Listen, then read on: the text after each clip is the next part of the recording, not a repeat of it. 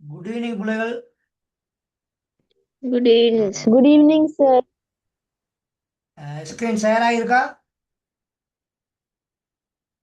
Oh, sir. Oh, சரி.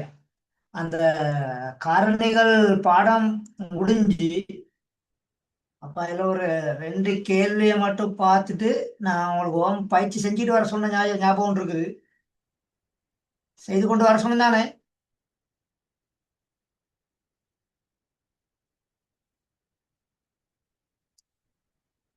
லாஸ்டா பார்த்தது yes, இந்த sir. இந்த உதாரணங்கள் தான் கடைசியா நாங்க பார்த்தோம். அப்ப இந்த சரியா எண்களோட வர்க்கங்கள் எங்களுக்கு காண சொல்லி தந்தா இந்த காரணிகள் பற்றிய அறிவை பயன்படுத்தியும் எங்களுக்கு என்ன செய்யலாம், எங்களுக்கு கண்டுபிடிக்கலாம். சரியா? ஓகேவா? அப்ப 105 வர்க்கம் தந்திருக்குது. அப்ப 105 வர்க்கம் தந்தா நாங்க என்ன செய்யலாம்னு சொன்னதுக்கு 100 சக 5 வர்க்கம். சரியா? அப்ப 100 சக 5 முழுவதின் வர்க்கம் நாங்க போட்டோம்னு சொன்னா எங்களுக்கு நினைக்கல ஈஸியாக காணக்கூடியதாக இருக்கும். சரியா மயன்? சரியா மகள்? Okay, sir. சார், Okay, அப்ப sir. 100 சக 5 வர்க்கம்னு நினைக்கல போடும் பொழுது எங்களுக்கு இதுல இலகுவாக என்ன செய்யலாம், அதன் வர்க்கத்தை காணலாம். அப்ப முதலாவது எண்ணின் வர்க்கம், அங்கால இரண்டாவது எண்ணின் வர்க்கம், பிறகு இந்த 100ஐயும் 5ஐயும் பெருக்கி அதை திரும்ப 2ஆல பெருக்கி விடுவோம். அப்ப முதலாவது எண்ணின் வர்க்கம் 100இன் வர்க்கம், இரண்டாவது எண்ணின் வர்க்கம் 5இன் வர்க்கம், 2 தர 100 தர 5 1000. அப்ப அவ்வளத்தையும் கூட்டினா 11,025 அப்படின்னு சொல்லி வந்துடும். சரிதானே? ஓகேவா? Okay, sir. சரி. அப்ப இந்த மாதிரி எங்களுக்கு இன்னைக்கு செய்யக்கூடியதாக இருக்கும். சரியா மயன்? சரியா மகள்?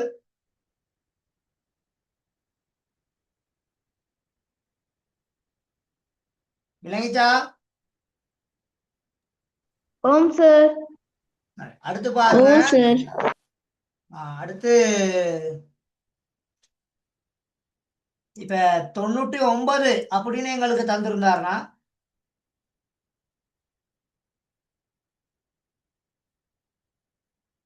99 வர்க்கம்னு சொல்லி தந்திருந்தாருன்னா அப்ப அதை நாங்க 100க்குன்னு சொல்லி பார்க்கும் பொழுது எங்களுக்கு 100க்குன்னு சொல்லி பார்க்கல 100ல இருந்து 1 கழிச்சு விட்டா 99 வரும். 100ல இருந்து 1 கழிச்சா 99 வரும். அப்ப 99 வர்க்கம் வரணுமா இருந்தா 100 செய்ய 1 அடைப்பு வர்க்கம் அப்படி போட்டா எங்களுக்கு ஈஸியா இதை காணலாம். சரியா? அப்ப இங்க 100 வர்க்கம், அங்கால 1 வர்க்கம், இந்த 100ஐயும் 1ஐயும் பெருக்கி அதன் 2 மடங்கு. அப்ப இங்க எனக்கு 200 நாங்க கழிச்சு விட வேண்டி இருக்கும்.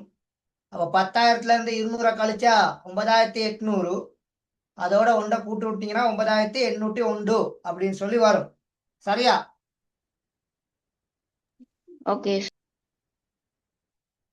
கிளியர் தானே?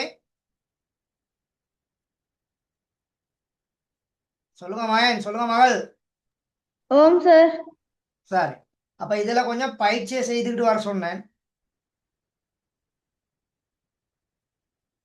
சரி, இதுல கொஞ்சம் பயிற்சி செய்துக்கிட்டு வர சொன்னேன். அப்ப அதை பார்த்துட்டோம்னு சொன்னா இந்த பாடத்தை நாங்க முடிச்சு கொள்ளலாம்.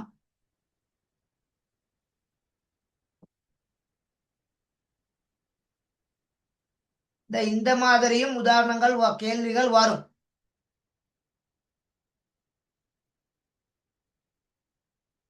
இது கடைசி கிளாஸ்ல நான் சொல்ல இல்லை, இது புக்ல இருக்கனால அப்ப இதை கொஞ்சம் நீங்க பார்த்து கொள்ள முடியும். சரியா? இதுல பாருங்க, எக்ஸக y முழுவதின் வர்க்கம்னு கொடுத்துருக்காரு. அப்ப எக்ஸின் பெருமானம் 5ம் y பெருமானம் சரியா 2ம் கொடுத்துருக்காங்க. அப்ப எக்ஸக y முழுவதின் வர்க்கம்னா எக்ஸின் வர்க்கம் வரும், y வர்க்கம் வரும். இந்த எக்ஸை y பெருக்கி 2 மடங்கு. அப்ப எக்ஸ் வர்க்கம் சக 2xy சக y வர்க்கம் அப்படின்னு சொல்லி எங்களுக்கு தந்துருவார். அப்ப எக்ஸ் இருக்கலக்குல எக்ஸின் பெருமானம் 5 போடணும், y இருக்கலக்குல y பெருமானம் 2 போடணும். அப்ப 5ஐயும் வர்க்கிச்சிங்கன்னு சொன்னா 25. சரி, அதே மாதிரிக்கே எக்ஸ் y வர்க்கம்னா 2ஐயும் வர்க்கிச்சிங்கன்னா 4. பிறகு 2 5 2ஐயும் பெருக்கி 2 மடங்குனா 20. அப்ப அவ்வளோத்தையும் கூட்டினா 49 வரும். அப்போ வலது பக்கத்துலயும் 49 வருவாரு, இடது பக்கத்துலயும் 49 வருவார். ஆகவே எல்ஹெச்எஸ் சமன் ஆர்ஹெச்எஸ் அப்படின்னு நினைக்கல காட்டலாம். சரியா?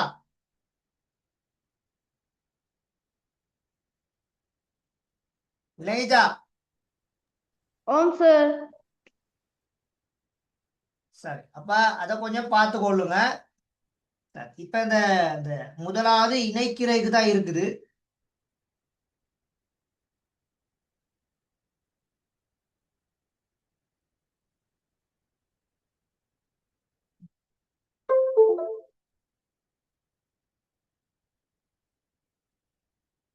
இது செய்து கொண்டு வர சொன்னேன், இது செய்து கொண்டு வர சொன்னேன் தானே?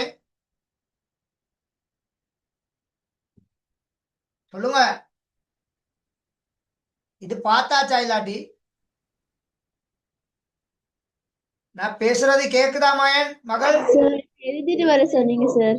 சரி, அப்ப டெஸ்ட்ல பார்ப்போம் இத.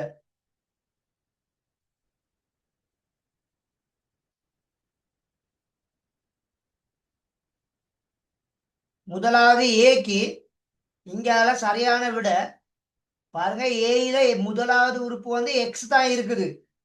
அப்ப கட்டாயம் நம்மோட்டு விடையில முதலாவது எக்ஸ் வர்க்கம் வரணும். கட்டாயம் முதலாவது எக்ஸ் வர்க்கம் வரணும். அப்ப இந்த பக்கம் இருந்து இங்க எடுத்து எழுத சொல்லியிருக்காங்க. அப்ப இங்கனைக்குல எக்ஸ் வர்க்கம் சக 10x கூட்டல் அடையாளம் 25. சரியா?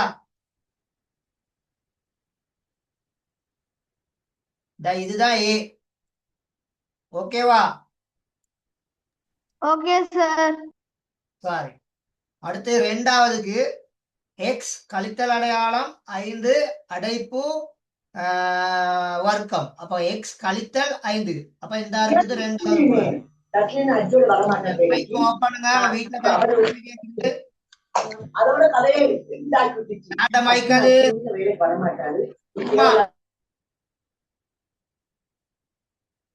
இல்லமா, உங்களோட பைக் எனக்கு ஓப்பன் செய்யல, நீங்க தான் ஓப்பன் ஆகணும். அவங்க என்ன செஞ்சு வச்சிருக்காங்கன்னு தெரியல, உங்களோட மைக் எனக்கு ஓப்பன் பண்ண முடியல.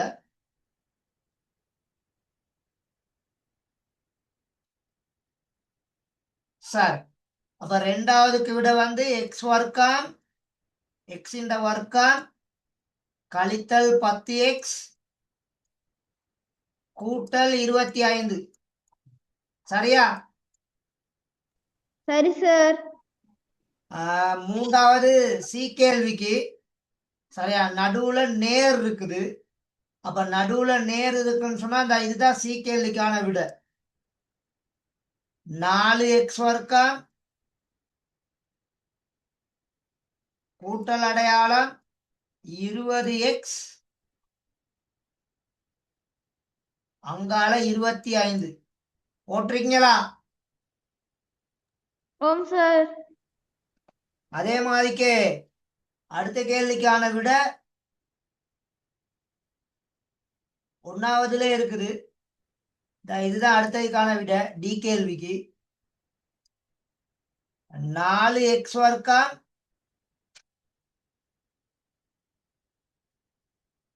கூட்டல் அடையாளம் 4xy கூட்டல் அடையாளம் y வர்க்கம். சரியா மகன்? சரியா மகள்? Okay sir. சரி, அடுத்து பாருங்க, ஈ கேள்விக்கான ஆன்சர். ஈ கேள்விக்கான ஆன்சர் அந்த முன்னுக்கு மறை அப்படி பின்னுக்கு ஏதாச்சும் ஒரு லெக்கில் மறை வந்தாலும் கட்டாயம் அதோட நடு உறுப்பு மறையில தான் வரும்.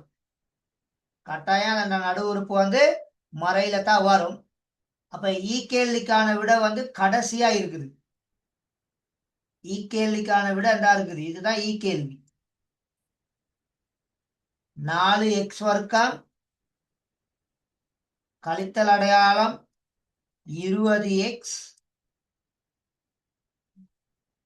கூட்டல் அடையாளம் 25. அடுத்து x வர்க்கம் சய 2y முழுவதின் வர்க்கம். x வர்க்கம் சய 2y முழுவதின் வர்க்கம்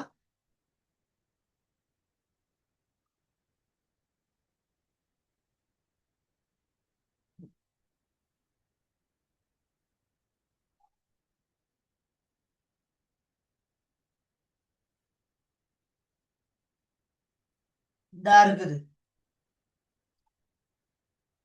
f கேள்விக்கு EF. அப்ப x வர்க்கம் சய 4xy சக 4y வர்க்கம் போட்டிருக்கீங்களா? ஓம் சார். Oh sir. முதல்ல 4x வர்க்கம் இருப்பாரு. முதல்ல 4x வர்க்கம் உள்ளது இந்த இருக்குது. சரியா? இது வந்து G கேள்விக்கு 4x வர்க்கம் கழித்தல் அடையாளம் 4xy சக 4y வர்க்கம் சக y வர்க்கம். 4y வர்க்கம் உள்ள y வர்க்கம். பாருங்க y மட்டும்தான் இருக்குது இந்த இடத்துல. y மட்டும்தான் இருக்குது. அதுக்கடுத்து h கேள்விக்கும் I கேள்விக்கும் செம்ம ஈஸி. இதுதான் h கேள்வி. அந்த நான் சொன்னேன் மைக்க ஓப்பன சொல்லி. அப்ப 4x வர்க்கம் கூட்டல் அடையாளம் 12xy கூட்டல் அடையாளம் 9y வர்க்கம். அடுத்து இந்த இருக்குது I கேள்விக்கு h. இது வந்து I 4x வர்க்கம் கழித்தல் அடையாளம் 12xy கூட்டல் அடையாளம் 9y வர்க்கம். சரியா? அப்போ ஒரே ஒரு விடத்தான் மிஞ்சி இருக்குது. இதுதான் கடைசி கேள்விக்கான ஆன்சர். நான் இத ட்ரை பண்ணுங்க அப்படின்னு உங்களுக்கு சொன்னேன். இது வந்து J 4y வர்க்கம் கூட்டல் அடையாளம் 4xy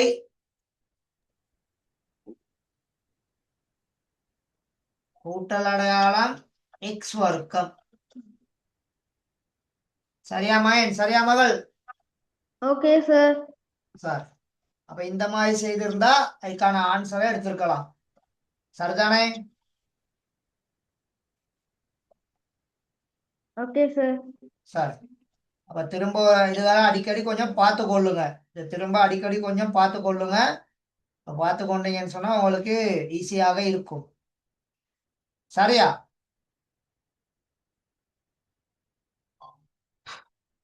சரியா மகன்? சரியா மகள்? Okay sir. சரி. அடுத்த கேள்வி. இப்ப இதுல எல்லா கேள்வியும் இன்னைக்குல பார்க்கல. ஆல்ரெடி இதுல உள்ள கேள்விகள் எல்லாம் செய்திருக்கிறோம். இப்ப இந்த கே கேள்வி, இந்த எம் கேள்வி, இந்த என் கேள்வி, இது மூணுக்குமான ஸ்டைல் இங்க இருக்குது. இந்த பாருங்க, ஜி கேள்வி இந்த இருக்குது, இ கேள்வி இந்த இருக்குது, ஜே கேள்வி. இது மூண்டையும் வைத்து இங்க நான் ஆன்சர் எல்லாம் தந்திருக்குது. அப்ப இந்த 3 கேள்வியை வைத்து தான் இந்த 3 கேள்வியும் இருக்குது. அவ செஞ்சு கொள்ளலாம் தானே? சிக்கல் இருக்காதே? இல்ல சார். சரி. அப்ப அதுகளை கொஞ்சம் பார்த்து கொள்ளுங்க. அப்ப இதுல உள்ள கேள்விகள் எல்லாத்துக்குமே முதல்ல நான் அங்க உங்களுக்கு தந்திருக்கேன். அதனால அதை நான் விட்டுட்டு போறேன். அடுத்தது இதை பார்ப்போம். பின்வரும் கோவைகள் ஒவ்வொன்றிலும் உள்ள வெற்றிடங்களுக்கு பொருத்தமான உறுப்பை எழுதுக. இந்த மாதிரி கேள்விகள் வாரது அதிகம். அப்ப இங்க x வர்க்கம் இருக்குது. அதே மாதிரிக்கே இது ரெண்டையும் பெருக்கி 2 மடங்கும் இருக்குது. அப்ப 2வது உறுப்பின் வர்க்கம் தான் இல்ல. அப்ப 3 வர்க்கிச்சா இங்க எனக்கு எத்தனை வரணும்? 9. அதே மாதிரி அடுத்த கேள்வி பி கேள்வியில முதலாவது உறுப்பின் வர்க்கம் இருக்குது, 2வது உறுப்பின் வர்க்கமும் இருக்குது. அப்ப இந்த முதலாவது உறுப்பை 2வது உறுப்பையும் பெருக்கி அதன் 2 மடங்குனா அப்ப இங்க எனக்கு எத்தனை வாய் வரணும்? 25. பி கேள்வி 2ஐயும் y-ஐயும் பெருக்கி அப்ப எத்தனை வரணும்? 4. 4 y. A B C D ஆர்டர்ல போங்க. அடுத்து சி கேள்வியில முதலாவது உறுப்பு m இன் வர்க்கம் இருக்குது, 2வது உறுப்பு m-ஐயும் 5ஐயும் பெருக்கி அதன் 2 மடங்கு 10m போட்டிருக்காங்க. அப்ப 2வது உறுப்பின் வர்க்கம்னா 5 இன் வர்க்கம் எவ்வளவு? 25. 25. அடுத்து இந்த பக்கம் விதைய கொடுத்திருக்காரு. அப்ப இந்த உள்ளுக்கு வர வேண்டிய உறுப்பை கேட்டிருக்காரு. அப்ப முதலாவது உறுப்பின் வர்க்கம் ஓகே, முதலாவது உறுப்பை 2வது உறுப்பையும் பெருக்கி 8 போட்டிருக்காங்க. அங்கால 16. அப்ப இந்த 16 வர்க்கம், அதாவது வர்க்க மூலத்தை தான் நீங்க இங்க எழுதணும். அப்ப 16 வர்க்க மூலம் எவ்வளவு? 4. அடுத்து பாருங்க 25 கூட்டல் 10b கூட்டல் b வர்க்கம். அப்ப இந்த b 2வது உறுப்பு b என்ற வர்க்கம். அப்ப இன்னைக்குல b போட்டிருக்காரு. அப்ப முதல்ல எத்தனை வரணும்? 25 என்ன வரணும்? 5. 25க்கு வர்க்க மூலம் கண்டீங்கன்னா 5 அப்படின்னு சொல்லி வந்துடும். அடுத்து இங்க 2வது உறுப்பின் வர்க்கம் இன்னைக்குல போட்டிருக்காங்க. 2வது உறுப்பின் வர்க்கம் முதலாவது உறுப்புல மைனஸ் கொடுத்திருக்காரு. அப்ப முதலாவது உறுப்புல மைனஸ் கொடுத்தா அப்ப இந்த இலக்குல நீங்க 9 போட்டிருக்கணும். அதே மாதிரி இங்கனைக்குல நீங்க என்ன போட்டிருக்கணும்? எக்ஸ போட்டிருக்கணும். சரியா? அடுத்து இங்கால எஃப் கேள்வி. நான் எஃப் பார்க்காம ஜிக்கு வந்துட்டேன். 49க்கு போட்டிருக்காரு. 49 சொன்னா 7ன்னு சொல்லி போட்டிருக்காரு. அப்ப நாங்க இங்கனைக்குல எக்ஸ எழுதி விட்டா காணும். சரியா? எஃப் கேள்வி எக்ஸ் எழுதி விட்டா காணும் தானே?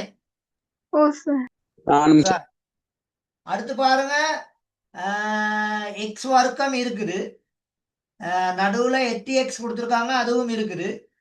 சரியா? அப்ப இங்கனைக்குல நாங்க எத்தனை போட வேண்டியிருக்கோம்? 4. 4 போட வேண்டி. அப்ப இந்த பாடத்துல கட்டாயம் ஒரு கேள்வி வரும். வளமையாவே 2 மார்க்ஸுக்கு கட்டாயம் வரும். அதிர்ஷ்டவசமாக நீங்க அதிர்ஷ்டக்காரங்களா இருந்தா சில நேரத்துல இந்த பாடத்துல 2 கேள்வியும் போட்டு விட்டுருவாங்க. சரியா? முதல் 10க்குள்ள ஒரு கேள்வியும் அடுத்து 15க்கு பிற்பாடு ஒரு கேள்வியும் போட்டு 2 கேள்வி 4 மார்க்ஸுக்கு ஏற்ற மாதிரி உங்களுக்கு செக் பண்ணி விட்டுருவாங்க. அப்ப அதனால இதை நல்லா பார்த்து வச்சுக்கிறோம். சரியா? ஓகேவா?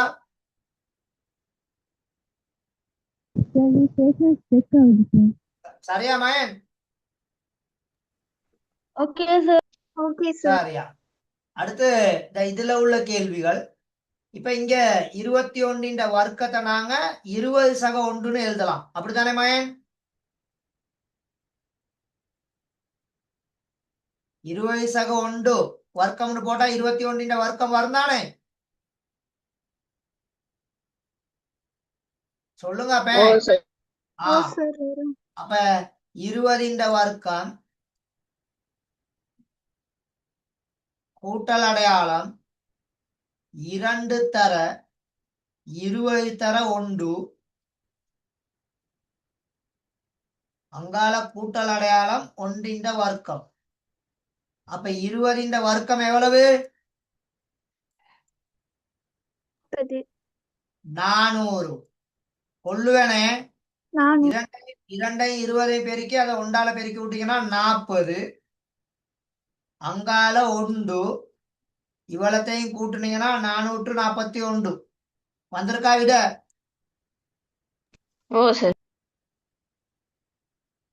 அடுத்து 102 கொடுத்துருக்காங்க. அப்ப 102 வர்க்கம். சரியா? அப்ப அதை நாங்க 100 வர்க்கம்னு போடலாம். கூட்டல் அடையாளம் 2 தர 100 தர 2 2 தர 100 தர 2 சரியா பெருக்கல் அடையாளம் 2 அதோட அங்கால 2 வர்க்கம். அப்ப இதை ஏன் நான் இப்படி எழுதுனேன்னா காரணி பற்றிய அறிவை பயன்படுத்தி. அப்ப இந்த 100 எழுதலாம் 100 சக 2 102 எழுதலாம் 100 கூட்டல் அடையாளம் 2 இங்கால வர்க்கம். இப்படி எங்களுக்கு போட இயலும். சரியா மகன் சரியா மகள்? Okay sir. சரி. Okay sir. அப்ப 100 வர்க்கம் 10,000 100 வர்க்கம் 10,000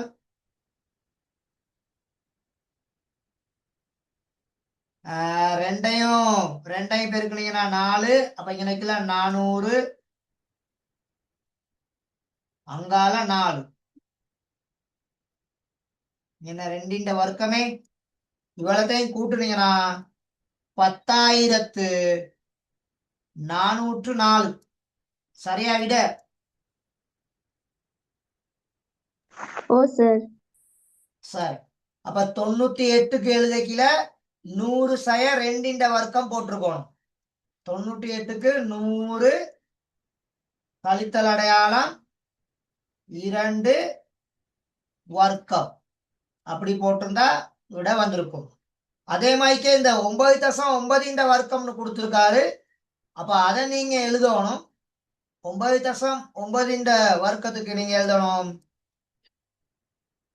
10 கழித்தல் அடையாளம் 0.1 இப்படித்தான் போட்டிருக்கணும். இப்படி போட்டுதான் செய்திருக்கணும். அப்ப இங்க 10 வர்க்கம் கழித்தல் அடையாளம் 2 பெருக்கல் 10 பெருக்கல் 0.1 அங்கால கூட்டல் அடையாளம் 0.1 வர்க்கம். அப்ப இதுக்கு 100 கழித்தல் அடையாளம் சரியா இங்கனைக்குல 10ஐயும் 0.1ஐயும் பெருக்குனீங்கன்னா 1 அப்ப இங்கனைக்குல 2 கூட்டல் அடையாளம் 0.1ஐயும் 0.1ஐயும் பெருக்குனீங்கன்னா 0.01 விட. ஆகவே 100ல இருந்து 2 கழிச்சா 98 100ல இருந்து 2 கழிச்சா 98 அப்ப விட 98.01 ஓகேவா? ஓகே சரி அப்ப இந்த மாதிரி கொஞ்சம் பார்த்துக்கிட்டா சரி. சரியா மகன் சரியா மகள்? Okay sir. சரி அப்ப இது கிளியர் தானே? இப்ப இதுல யாருக்கா இன்னும் டவுட் இருக்கா? இல்ல சார். சரி. எந்த சந்தர்ப்பத்திலையும் இதுல உள்ள இதுகளுக்கு நீங்க கேட்கலாம். எனக்கிட்ட வளமையா கொஞ்சம் பேர் கேட்கறவங்க இருக்காங்க.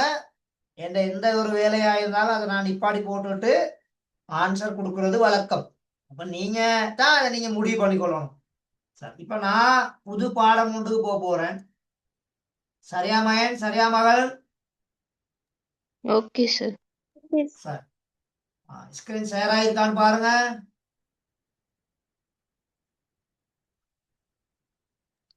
ஓம் share சார். ஆயிருக்கா? சரி தலைப்பு போட்டுக்கொள்ளுங்க முக்கோணிகளின் ஒருங்கிசைவு. முக்கோணிகளின் ஒருங்கிசைவு சரியா? ஓகே சரி முக்கோணினா எல்லாத்துக்கும் தெரியும் தானே? முக்கோணில யாருக்காவது பிரச்சனை இருக்கா? இல்ல சரி இல்ல சார். முக்கோணி என்பது ஒரு தள உருவம். 3 பக்க நேர்கோடுகளால் ஆக்கப்பட்டதுதான் முக்கோணி. 3 நேர்கோடுகளால் ஆக்கப்பட்டதுதான் முக்கோணி. அப்ப அந்த 3 நேர்கோடுகளால ஆக்கப்பட்ட ஒரு மூடிய உருவமாக காணப்பட வேண்டும். அப்பதான் அது ஒரு முக்கோணி அப்படிங்கிறது நல்லா விளங்கிக் கொள்ளணும். அப்போ ஒரு 3 நேர்கோடுகளால ஆக்கப்பட்ட ஒரு மூடிய உருவம் தான் முக்கோணியாக இருந்தா அந்த முக்கோணில மொத்தம் 6 உறுப்புகள் இருக்கும். எத்தனை உறுப்புகள் இருக்கும்? 6 உறுப்புகள். 6 உறுப்புகள். அப்ப அதுல பக்கங்கள் மூன்றும் அதே மாதிரி கோணங்கள் மூன்றும் காணப்படும். பக்கங்கள் மூன்றும் கோணங்கள் மூன்றும் காணப்படுவார். சரியா மகன்? சரியா மகள்? ஓகே சரியா? ஓகே சரி, அப்ப தலைப்பு போட்டுக்கொள்ளுங்க. முக்கோணிகளின் ஒருங்கிசைவு போட்டாச்சா? ஓம் சார். சரி, அதுல முதலாவது தலைப்பு இரு தல உருவங்களின் ஒருங்கிசைவு. அதுல முதலாவது தலைப்பு இரு தல உருவங்களின் ஒருங்கிசைவு. சரியா? ஓகே இரு தல உருவங்களின் ஒருங்கிசைவு போட்டீங்களா? Okay sir. Oh sir. இப்ப உயிர் அங்கிகளை கடவுள் படைச்சார் தானே? அது எல்லாத்துக்கும் தெரியும் தானே? ஓ சார் தெரியும். கடவுள் படைச்சதுல எங்களுக்கு கண்ணு 2, காது 2, சரியா, கை 2 இப்படி கொடுத்திருக்காரு. எந்த ஒரு அங்கிக்கு சரி ஒரு கையை பெருசாவும் ஒரு கை சின்னதாகவும் அது அப்படியெல்லாம் இல்லை. பொதுவா நாங்க இந்த சார்ல்ஸ் டார்வின் கூர்ப்பின் ரீதியா பார்க்கும் பொழுது எல்லாத்துக்கும் சரிசமனாக எந்த ஒரு குறைவும் இல்லாம தான் படைச்சிருக்காரு. சில சூழல் பிரச்சனைகள், சரியா, அந்த மாதிரி ஏதோ ஒரு காரணத்துல தான் 100க்கு 1 கோடியில 1 அங்கவீனமாக பொறுக்கிறது. அது ஆய்வுல இருந்து கண்டுபிடிக்கப்பட்ட ஒன்று. அப்ப அப்படி பார்க்கும் பொழுது எங்க ஒவ்வொரு வலது கையையும் இடது கையையும் நாங்களே வைத்து பார்ப்போமா இருந்தா ஒன்றோட ஒன்று பொருந்துறதை எங்களுக்கு பார்க்க முடியும். இதுல யாருக்காவது ஆர்குமெண்ட் இருக்குதா? அப்படிலாட்டி இல்ல சார் நீங்க சொல்ற இல்ல சார் அப்படியாச்சும் குறுக்கிடுறீங்களா? இல்ல இல்ல. ஏன்னா பொதுவாக எல்லாத்தையும் படைக்கப்பட்ட கடவுள் அழகாத்தான் படைச்சு விட்டுருக்கு. அப்ப அந்த மாதிரி ஒரு பொருளோட இன்னொன்று வைத்து பொருந்துமாக இருந்தா, சரியா பொருந்துமாக இருந்தா கணித ரீதியாக அதை நாங்க ஒருங்கிசைவு அப்படின்னு சொல்லுவோம். என்னன்னு சொல்லுவோம்? ஒருங்கிசை. ஆனா அதே நாங்க தரம் 6, தரம் 7, தரம் 8ல படிச்சிருக்கோம் சமச்சீர் அப்படின்னு சொல்லி. அப்ப சமச்சீர்னு சொன்னா ஒரு இலையை எடுத்து அதண்ட நரம்பின் வழியே மடிச்சா அதண்ட முழு பகுதி இன்னொரு பகுதியோட சரியாக பொருந்துமாக இருந்தா அங்க நாங்க சமச்சீர் அப்படின்னு சொல்லுவோம். அப்ப அந்த சமச்சீர் தான் இந்த தரம் 10, தரம் 11, தரம் 12, தரம் 13ல மருவி அதை ஒருங்கிசைவாக இங்க சொல்றோம். இதை கிளியரா விலையும் கொடுங்க. அப்ப தல உருவங்கள் அப்படிங்கல மூடிய தல உருவங்களும் இருக்குது, மூடாத தல உருவங்களும் இருக்குது. அப்ப நாங்க இங்க பாக்குறது மூடிய தல உருவங்கள். அப்ப அதுல எத்தனை நேர்கோட்டு துண்டங்கள் காணப்படலாம், எத்தனை நேர்கோடுகள் வேணாலும் காணப்படலாம். அதுல எந்த பிரச்சனையும் இல்லை. ஏன்னா ஒரு தல உருவம் என்பது முடிவு இல்லாதது, பல்கோணிகள் என்பது முடிவு இல்லை. இப்போ ஆட்டுல போய்கிட்டே இருக்கும். நாங்க எத்தனை பக்கம் வேணாலும் அடிச்சு என்ன உருவாக்கிக்கிட்டே போகலாம். அப்ப அதுக்கு இங்க முடிவு இல்லை. நான் பேசுறது விட்டு விட்டு கேக்குதா மகன்? இல்ல சார். யாரோ ஒருத்தர் போட்டிருக்காங்க மகள், அப்ப உங்களோட நெட்வொர்க் எதுவும் பிரச்சனை இருக்கு போலன்னு நினைக்கிறேன். ஏன்னா என்கிட்ட நெட்வொர்க் நல்லா இருக்குது, எனக்கு நல்ல கவரேஜ் இருக்குது. சரியா? அப்ப நான் உங்களுக்கு முதல்ல சொன்னேன், ஒரு முக்கோணிய 3 நேர்கோடுகள் அப்படி 3 நேர்கோடு துண்டங்களால ஆக்கும் பொழுது அதுல 6 உறுப்புகள் வருவார். இந்த போன்ல ஏதாவது பிரச்சனையா? எனக்கு இது கிளாஸ் கட் பண்ணி யாரப்பா அது? என்கிட்ட பேசுறீங்களா, வீட்டுல பேசி கொண்டிருக்கீங்களா? சரி, ஓகே. பயமா இருக்குது. அப்ப ஒரு தல உருவத்தை நாங்க எடுத்துக்கிட்டோம்னா அது ஒரு மூடிய தல உருவமாக உருவாக்கப்படும் பொழுது அதுல கோணங்களும் பக்கங்களும் உருவாக்கப்படும். இதை எல்லாரும் ஏற்றுக்கொள்றீங்களா? ஓம் சார். சார், அப்ப 2 நேர்கோடுகள் ஒரு குறிப்பிட்ட இடைவெளியில சந்திக்கும் பொழுதுதான் என்ன உருவாக்கப்படும்? கோணம் உருவாக்கப்படும். அது நல்லா ஞாபகத்துல வச்சுக்கொள்ளுங்க. அப்ப முக்கோணில 3 நேர்கோடுகள் இருந்தா அங்க 3 கோணங்கள் காணப்படுவாரு. நாட்பக்கல்ல 4 கோடுகள் இருக்கனால அங்க 4 கோணங்கள் காணப்படும். அதே மாதிரி அறுகோணில 6 கோடுகள் இருக்கனால அப்ப அங்க எத்தனை கோணங்கள் காணப்படும்? 6 கோணங்கள் காணப்படும். அப்ப அந்த பக்கங்களுக்கு ஏத்த மாதிரி அந்த நேர்கோட்டு துண்டங்களுக்கு ஏத்த மாதிரி அதுல உள்ள கோணங்களும் என்ன செய்யும், அதிகரித்து கொண்டு போறதை நாங்க பார்க்கலாம். சரியா மகன், சரியா மகள்? ஓம் சார். சார், அப்ப மிகவும் சிறிய ஒரு தல உருவம்னா யாரு? முக்கோணி. முக்கோணி. அப்ப நல்லா விலகி கொள்ளணும், ஆக குறைந்தது 3 நேர்கோடுகள் இருந்தா தான் ஒரு தல உருவத்தை உருவாக்கலாம். ஒரு நேர்கோடையோ 2 நேர்கோடையோ வச்சுக்கிட்டு தல உருவம் உருவாக்க இயலுமா? இல்ல சார். இல்ல. அதை கிளியரா விளங்கிக்கிறோம். அப்ப நாங்க படிக்கிற முதலாவது தல உருவம் வந்து முக்கோணி தான். அப்ப முக்கோணியை பத்தி நீங்க நல்லா தெரிஞ்சு வச்சிருக்கணும் கட்டாயம். அப்ப முக்கோணி என்பது 3 நேர்கோடுகளால ஆக்கப்பட்ட ஒரு மூடிய தல உருவம். சரியா? Okay sir. நோட் பண்றவங்க நோட் பண்ணி கொள்ளணும். இரு தல உருவங்களின் ஒருங்கிசைவுன்னு போட்டாச்சு. அப்ப அதுக்கு கீழே முக்கோணின்னு சொல்லி சும்மா ரப்பா வரைஞ்சு கொண்டு நீங்க நோட் பண்றா நோட் பண்ணி கொள்ளலாம். சரியா? அப்ப முக்கோணி என்பது 3 நேர்கோடுகளால அடைக்கப்பட்ட மூடிய தல உருவம் தான் முக்கோணி அப்படின்னு சொல்லுவோம். ஓகே தானே? கிளியர் தானே அது? ஓ சார். சார், அவ்வாறான ஒரு முக்கோணில 3 பக்கங்களும் 3 கோணங்களும் காணப்படும். எத்தனை பக்கங்கள், எத்தனை கோணங்கள்? 3 பக்கங்கள் 3 கோணங்கள். 3 பக்கங்கள் 3 கோணங்கள்.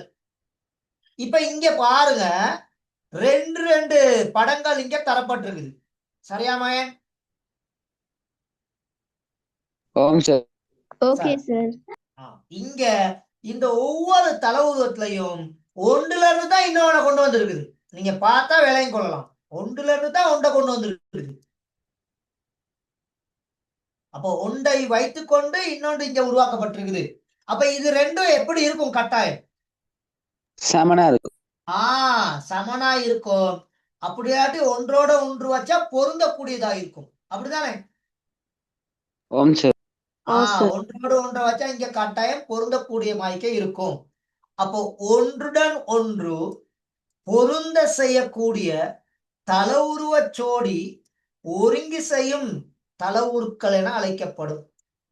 ஒருங்கி செய்யும் தல உருக்கள் என அழைக்கப்படும். அப்ப நல்லா ஞாபகத்துல வச்சுக்கொள்ளணும், நாங்க 2 தல உருவங்களை வைத்துக்கிட்டு ஒருங்கி செய்தான் பார்க்கும் பொழுது கட்டாயம் ஒன்று பக்கங்கள் வைசா பொருந்தோணும், அப்படி இல்லாட்டி கோணங்கள் வைசா பொருந்தோணும். இதை ஏற்றுக்கொள்றீங்களா ஓம் சார். மகள்? ஓ இது சார். கிளியரா விளங்குதா? அப்ப நாங்க பார்க்க போறது ஒரு தல உருவத்துல 6, இப்ப முக்கோணில 6 உறுப்புகள் இருக்குன்னு சொன்னேன். அப்ப பக்கங்கள் வைசா 3 பக்கங்கள், கோணங்கள் வைசா 3 கோணங்கள், அப்ப 6 உறுப்புகள் இருக்குது. அப்ப அந்த 6 உறுப்புகள்ல கோணத்தோட தான் கோணம் பொருந்தும். கோணமும் பக்கமும் பொருந்துமா?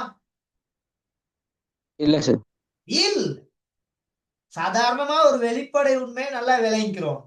எப்பயும் பக்கத்தையும் பக்கத்தையும் வச்சு நாங்க பார்க்கணும், கோணத்தையும் கோணத்தையும் வச்சு பார்ப்போம். இதை கிளியரா ஏற்றுக்கொள்றீங்களா ஓம் சார். சார்? Oh sir. அப்ப நல்லா விளங்கி கொள்ளணும். பிறகு அங்கனைக்குள்ள பிரச்சனை பிரச்சனை அப்படின்னு சொல்லி எனக்கு அடிப்படை விளங்காம போனதைக்கு அங்கிட்டு பாடத்துல ஒண்ணுமே விளங்கி கொள்ளையாது. அப்ப அது கிளியரா விளங்கி கொள்ளுங்க. சரிதானே? இது இந்த புக்ல எல்லாம் உங்களுக்கு எளிமையா விளங்கி கொள்ளும்னு சொல்லி இது தந்திருக்காரு. அதனால இதை நான் ட்ராப் பண்ணல. அதை வச்சு பேசுவோம் அப்படின்னு சொல்லி தான் அதை அப்படியே வச்சிருக்கேன். அப்ப இந்த முதலாவது சோடியா இருக்கட்டும், 2வது சோடியா இருக்கட்டும், 3வது சோடியா இருக்கட்டும், 4வது சோடியா இருக்கட்டும். முதலாவது சோடி செவ்வகம், 2வது சோடி முக்கோணம், 3வது சோடி சரிவகம், 4வது சோடி வந்து பாருங்க, இதுல 1 2 3 4 5 6 7 பக்கங்கள் இருக்குது. அப்ப இது ஒரு எழுகோணி. அப்ப இப்படி தந்திருக்காரு. அப்ப இது ஒவ்வொன்றையும் வைத்து பார்க்கும் பொழுது பக்கங்கள் ரீதியாகவும் அது பொருந்துகின்றது, அதே நேரத்துல கோணங்கள் ரீதியாகவும் அது பொருந்துகின்றது. இப்போ உதாரணத்துக்கு இதை எடுத்துக்கிட்டீங்கன்னா இந்த கோணத்தையும் இந்த கோணத்தையும் பாருங்க, ஒரே மாதிரி தானே இருக்குது. ஓம் சார். சொல்லுவா மயன், ஒரே மாதிரி தானே இருக்குது. ஓம் சார். அடுத்து இந்த கோணத்தையும் இந்த கோணத்தையும் பாருங்க, ஒருங்கி செய். ஒரே மாதிரி தான் இருக்கு. அப்ப இந்த 1வது உருவத்தை கொண்டு போயிட்டு இந்த 2வது உருவத்துல வெட்டி அப்படியே வச்சோம்னா கட்டாயம் ஒன்றோட ஒன்று என்ன செய்யும்? பொருந்தும். போரும். பொருந்தும். அப்ப நல்லா விளங்கி கொள்ளணும், நாங்க பார்க்க போறது 2 உருவங்களை வைத்துக்கொண்டு. எத்தனை உருவங்களை வைத்துக்கொண்டு? இரு உருவங்கள். ரெண்டு 2 உருவம். உருவங்கள். அப்ப அந்த 2 உருவத்துல ஒன்று பக்கங்களை வச்சுக்கிட்டு நாங்க பார்க்கலாம், அப்படி இல்லாட்டி கோணங்களை வச்சுக்கிட்டு பார்க்கலாம். கிளியரா விளங்கிக்கிறோம். அப்போ ஒரு முக்கோணில எத்தனை கோணம் இருக்கும்? 3 கோணங்கள். 3 கோணங்கள் இருக்கும். அப்ப இந்த கோணத்தையும் இந்த கோணத்தையும் நாங்க சொல்ல இயலும். அதே மாதிரிக்கே இந்த கோணத்தையும் இந்த கோணத்தையும் எங்களுக்கு சொல்ல இயலும். சொல்ல இயலுமா, சொல்ல இயலாதா? சொல்லலாம் சார். அப்ப இந்த பாருங்க, இங்க நான் ஒரு வளையம் போட்டிருக்கேன், இந்த பக்கம் 2 வளையம் போட்டிருக்கேன். அப்ப அந்த வித்தியாசத்தை கட்டாயம் காமிக்கணும். நான் இங்கனக்குள்ள ஒரு வளையம் போட்டிருக்கேன், நான் இங்க இந்த 2 லெக்லையும் நான் எக்ஸ் போட்டிருக்கேன்.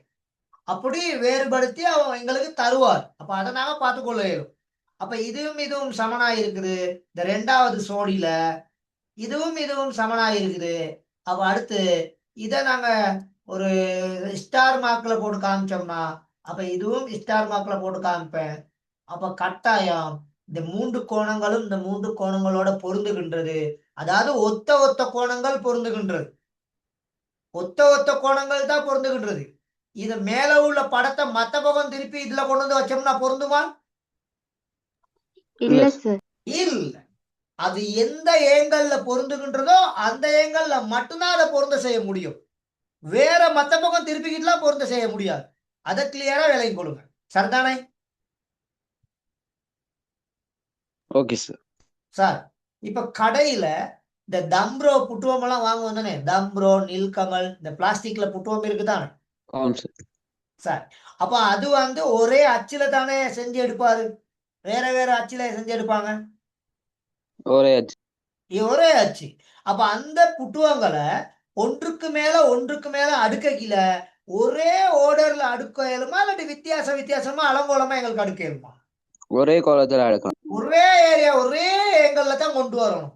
ஏதாச்சும் ஒரு நாட்கள் மாத்தி வச்சா என்ன நடக்கும்?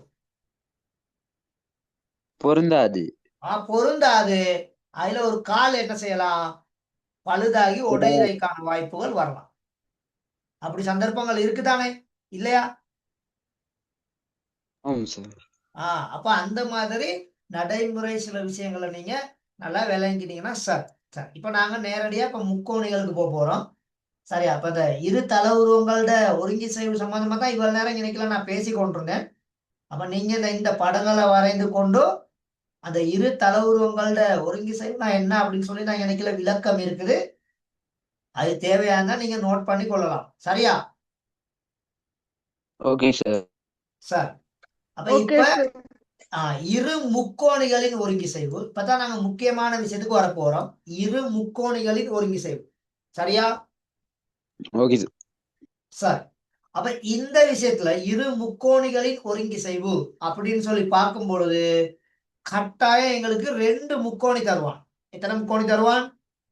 2 முக்கோணி.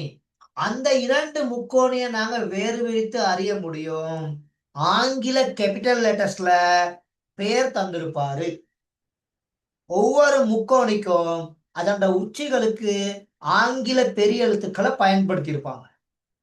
ஏபிசி, பிக்யூஆர், சரியா? அப்படி கேஎல்எம், XYZ, அப்படி ஆங்கில பெரிய எழுத்துக்களை பயன்படுத்தி உங்களுக்கு தந்திருப்பாரு. நல்லா விளங்கிக்கொள்ளும். அப்ப அதை வைத்து கொண்டுதான் நாங்க 2 முக்கோணிகளை இணைக்கல விளங்கி கொள்வோம். சரியா மகன்? சரியா மகள்? Okay sir. சார், அப்போ ஒரு முக்கோணில எத்தனை உறுப்புகள் காணப்படும்? 6 உறுப்புகள். 6 உறுப்புகள். அந்த 6 உறுப்புகள்ல எத்தனை பக்கங்கள், எத்தனை கோணங்கள்? 3 பக்கங்கள் 3 கோணங்கள். 3 பக்கங்களும் 3 கோணங்களும் காணப்படும். இது நல்லா கிளியரா விளங்கிக்கிறோம். அப்போ ஒரு முக்கோணியை இன்னொரு முக்கோணியோட பொருந்த செய்யறதுக்கு பக்கங்களையும் தொடர்பு படுத்தி பார்க்கணும். அதே நேரத்துல கோணங்களையும் தொடர்பு படுத்தி பார்க்கணும். சரியா? சார், இந்த 2 முக்கோணியையும் வரைங்க. மேல உள்ள பந்தி நோட் பண்ணாடி பரவாயில்ல, இந்த 2 முக்கோணியையும் வரையணும். ஒரு முக்கோணி ஏபிசி, இன்னொரு முக்கோணி PQR. சரியா?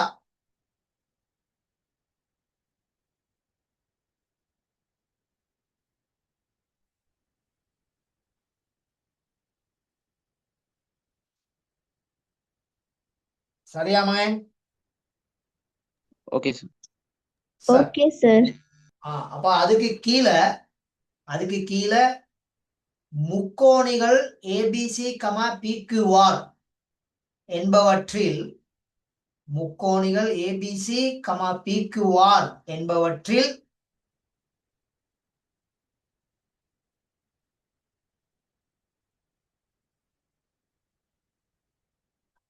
என்பவற்றில் சரியா சரி சார். ஒருங்கி செய்யும்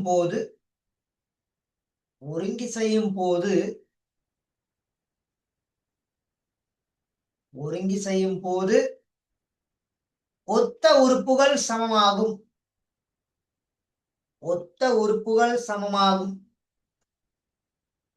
ஒருங்கி செய்யும் போது ஒத்த உறுப்புகள் சமமாகும்.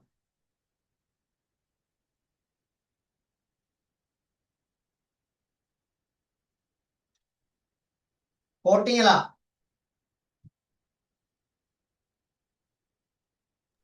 ஓ சார். இந்த ரெண்டு முக்கோணியை வரைஞ்சாச்சா? ஓ சார். சார், அப்ப ஒத்த உறுப்புகள் சமமாகும். அப்ப டக் டக் குயிக்கா போட்டுக்கொள்ளுங்க. ஏபி சமன், அங்கால என்ன சமனா இருக்கும் ஏபிக்கு?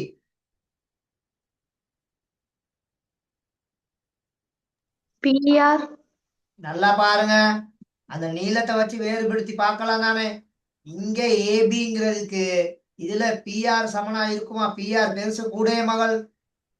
ஏபிக்கு பிக்யூ. அடுத்து ஏசிக்கு கியூஆர். பிஆர். அடுத்தது பிசிக்கு கியூஆர். பிசிக்கு கியூஆர். எப்பயுமே இந்த எழுத்துக்களை சொல்லக்கில அந்த ஆங்கில அரிச்சுவடியில உள்ள அந்த ஈஸியா நாங்க வாசிப்போமே, அதுக்கேத்த மாதிரிக்கே நீங்க சொல்லி பழகணும். அப்பதான் கொஞ்சம் ஈஸியா இருக்கும். விளங்கிட்டா? ஆம் சார். அப்ப பக்கங்கள் வைஸா இப்படி சமனா காணப்படும். அதே நேரத்துல கோணங்கள் வைஸா பார்க்கும் பொழுது முதலாவது கோணம் ஏபிசி. அப்ப ஏபிசின்னு சொன்னா நடுவுல உள்ளதுக்கு தான் கோண அடையாளம் காணப்படுவாரு. அப்ப இங்கே ஏபிசி அப்படியா இருந்தா இங்க வந்து பிக்யூஆர். சரியா மகன்? சரியா மகள்? ஆம் சார். Oh sir.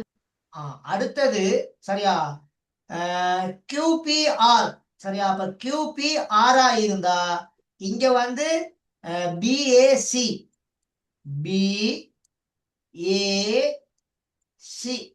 இப்ப நடுவுல வந்து ஏ வச்சிருக்கேன்.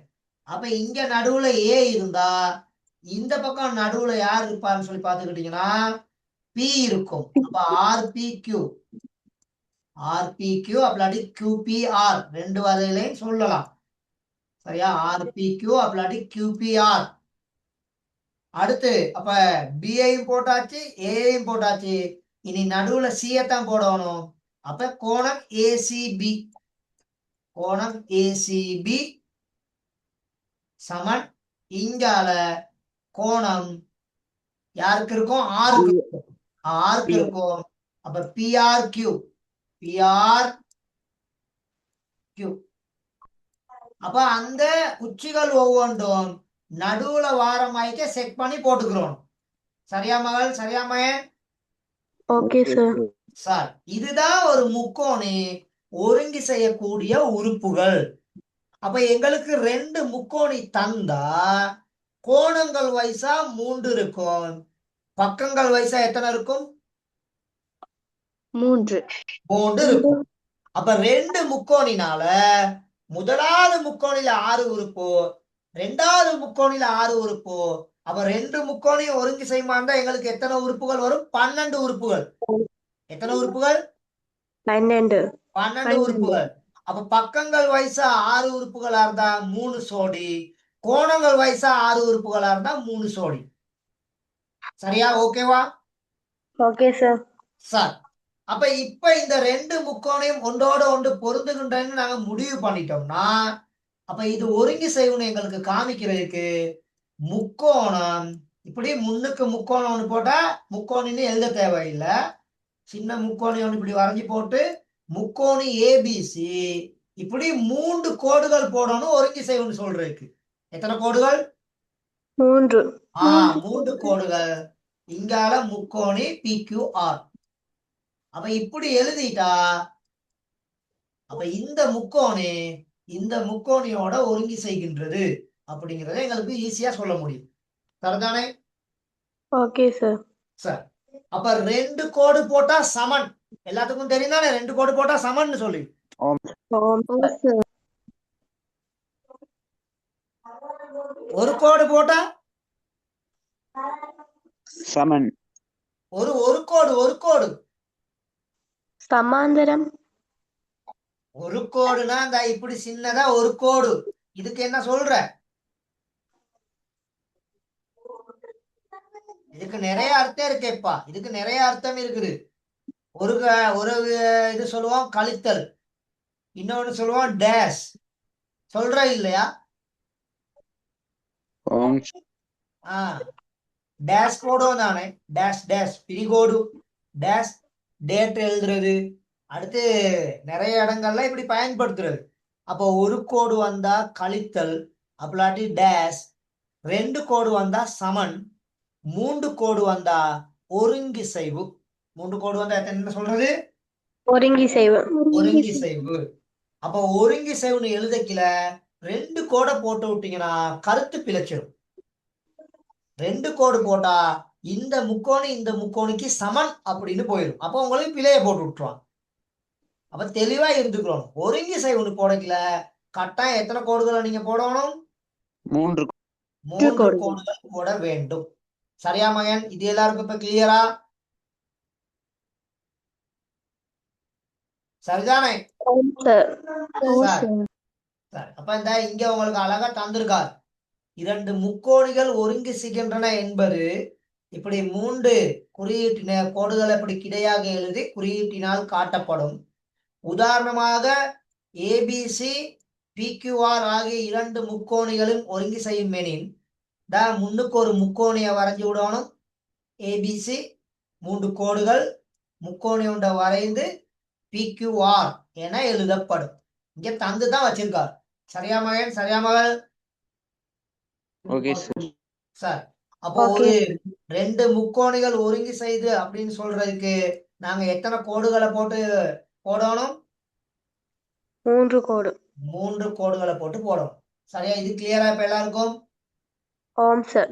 சார் இப்ப எங்களுக்கு ஒரு முக்கோணி இன்னொரு முக்கோணியோட ஒருங்கி செய்யறதுக்கு 4 சந்தர்ப்பங்கள் இருக்குது. எத்தனை சந்தர்ப்பங்கள்? 4 சந்தர்ப்பங்கள். அப்ப போடுங்க. சரியா? இப்ப நான் ஸ்கிரீன்ல தந்திருக்கதை நீங்க எழுத வேணாம். நான் இப்ப இந்த சொல்றத எழுதுங்க. சரியா? அப்ப முக்கோணிகள் ஒருங்கி செய்யும் சந்தர்ப்பங்கள் போடுங்க. முக்கோணி ஒருங்கி செய்யும் சந்தர்ப்பங்கள். முக்கோணி ஒருங்கி செய்யும் சந்தர்ப்பங்கள் போட்டீங்களா? சரியா? ஆம் சார். சார் அப்ப அதுல 4 சந்தர்ப்பங்கள் இருக்குது. எத்தனை சந்தர்ப்பங்கள்? 4. ஒரு லைன் விட்டு இப்படி 1 2 3 4 இப்படி போடுங்க. நான் ஷோர்ட்டா தான் போடுவேன். நீங்களும் ஷோர்ட்டாவே போட்டுக்கொள்ளுங்க. சரியா? நீங்களும் ஷோர்ட்டாவே போட்டுக்கொள்ளுங்க. பக்கம் கோணம் பக்கம் பக்கம் கோணம் பக்கம். சரியா? முதலாவது சந்தர்ப்பம் ஓகேவா? ஆம் சார். சரி. அடுத்து 2வது சந்தர்ப்பம் இருக்குது. சரியா? 2வது சந்தர்ப்பம்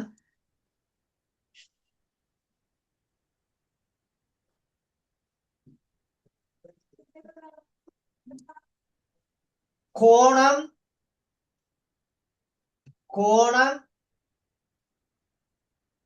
சரியா? கோணம் கோணம் பக்கம். பக்கம். மூன்றாவது பக்கம் பக்கம் பக்கம், மூன்றுமே பக்கம். நாலாவது செம்பக்கம், சரியா? செம்பக்கம் பக்கம் அப்படின்னு சொல்லுவோம். செம்பக்கம் பக்கம். ஓகேவா? Okay sir. ஓம் இந்த 4 சந்தர்ப்பங்கள் வரும். இந்த 4வது சந்தர்ப்பத்துக்கு செங்கோண முக்கோணி இருந்தா மட்டும்தான் பார்க்கலாம். 4வது சந்தர்ப்பத்துக்கு செங்கோண முக்கோணி இருந்தா மட்டும்தான் பார்க்க முடியும். அப்ப மத்த 3 சந்தர்ப்பங்கள் எல்லா முக்கோணிக்கும் நாங்க பயன்படுத்தலாம். சரியா மகன்? சரியா மகள்? Okay sir. சரி. அப்ப ஒரு 2 முக்கோணிகள் ஒருங்கி செய்யறதுக்கு எத்தனை சந்தர்ப்பங்கள் இருக்குது? 4 4 சந்தர்ப்பங்கள். முதலாவது சந்தர்ப்பம் என்ன? பக்க கோணம் பக்கம். பக்கம் கோணம் பக்கம். இரண்டாவது சந்தர்ப்பம் கோணம் கோணம் பக்கம். கோணம் கோணம் பக்கம். மூன்றாவது சந்தர்ப்பம் பக்கம் பக்கம் பக்கம். பக்கம் பக்கம் பக்கம். நாலாவது சந்தர்ப்பம் செம்பக்கம் செம்பக்கம் பக்கம். செம்பக்கம் பக்கம். இப்ப சின்ன இடையே பக்கம் போடுங்க. பக்கம் பக்கம். முதலாவது சந்தர்ப்பம் நீங்க சோட்டா போட்டு கொண்டீங்கன்னா போதும். முதலாவது சந்தர்ப்பம் சோட்டா போட்டுக்கிட்டா போதும். ப டாட் கோ டாட் ப அப்படி புள்ள எழுதினாலும் பரவாயில்ல. பக்கம் கோணம் பக்கம் முதலாவது சந்தர்ப்பம்னு சொல்லி போட்டுட்டு சின்னதா ஒரு டேஸ போட்டுட்டு, சரியா? பக்கம் கோணம் பக்கம் அப்படின்னு போட்டீங்கன்னா சார் ஓகே தானே? Okay sir. ஓம் சார். சார் இப்ப இந்த செயற்பாடு உங்களோட புக்ல இருக்குது. இந்த செயற்பாடு உங்களோட புக்ல இருக்குது. இப்ப இங்க எங்களுக்கு 3 முக்கோணிகள் தந்திருக்காங்க. முதலாவது முக்கோணி ஏபிசி, ரெண்டாவது முக்கோணி பிக்யூஆர், மூன்றாவது முக்கோணி சரியா என்எல்எம்.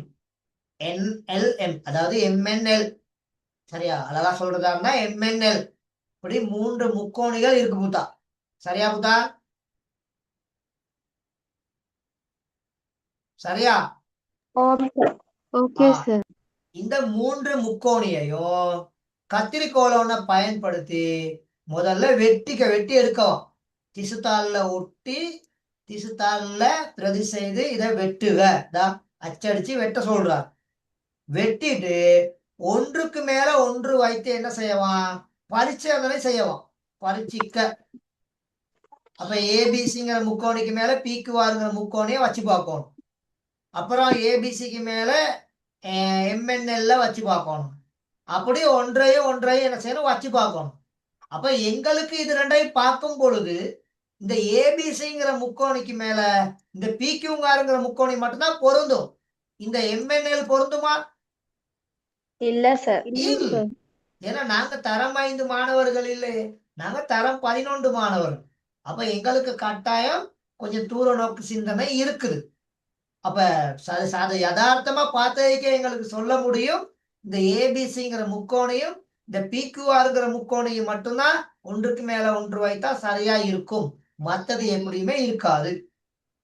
அப்ப இப்ப இந்த ஏபிசிங்கிற முக்கோணையும் இந்த பிக்யூஆர்ங்கிற முக்கோணையும் எப்படி பொருந்துது அப்படின்னு சொல்லி பார்க்கும் பொழுது இந்த ஏசிங்கிற பக்கத்துக்கு யார் பொருந்துவா?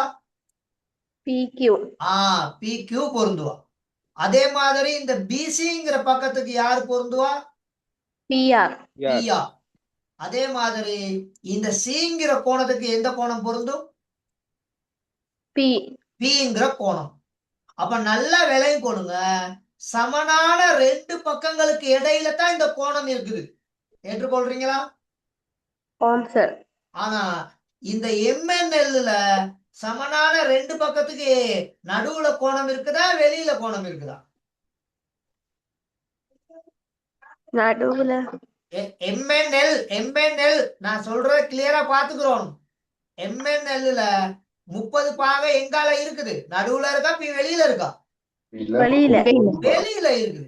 அதனாலதான் இது பொருந்தாது. அப்ப இது ரெண்டுலையும் பாருங்க எங்க வராது? சமனான 2 பக்கங்களுக்கு உள்ளுக்கு தான் இருக்குது. அப்ப இப்படி உள்ளுக்கு இருந்தா இந்த இடத்துல நாங்க ஒரு கலைச்சொல் பயன்படுத்துவோம், அதாவது அடைகோணம். என்னன்னு சொல்லணும்? அடைகோணம். அப்ப அந்த சமனான ரெண்டு பக்கங்களுக்கு இடையில அடைக்கப்பட்டிருக்கணும் அந்த ஒத்த கோணம்.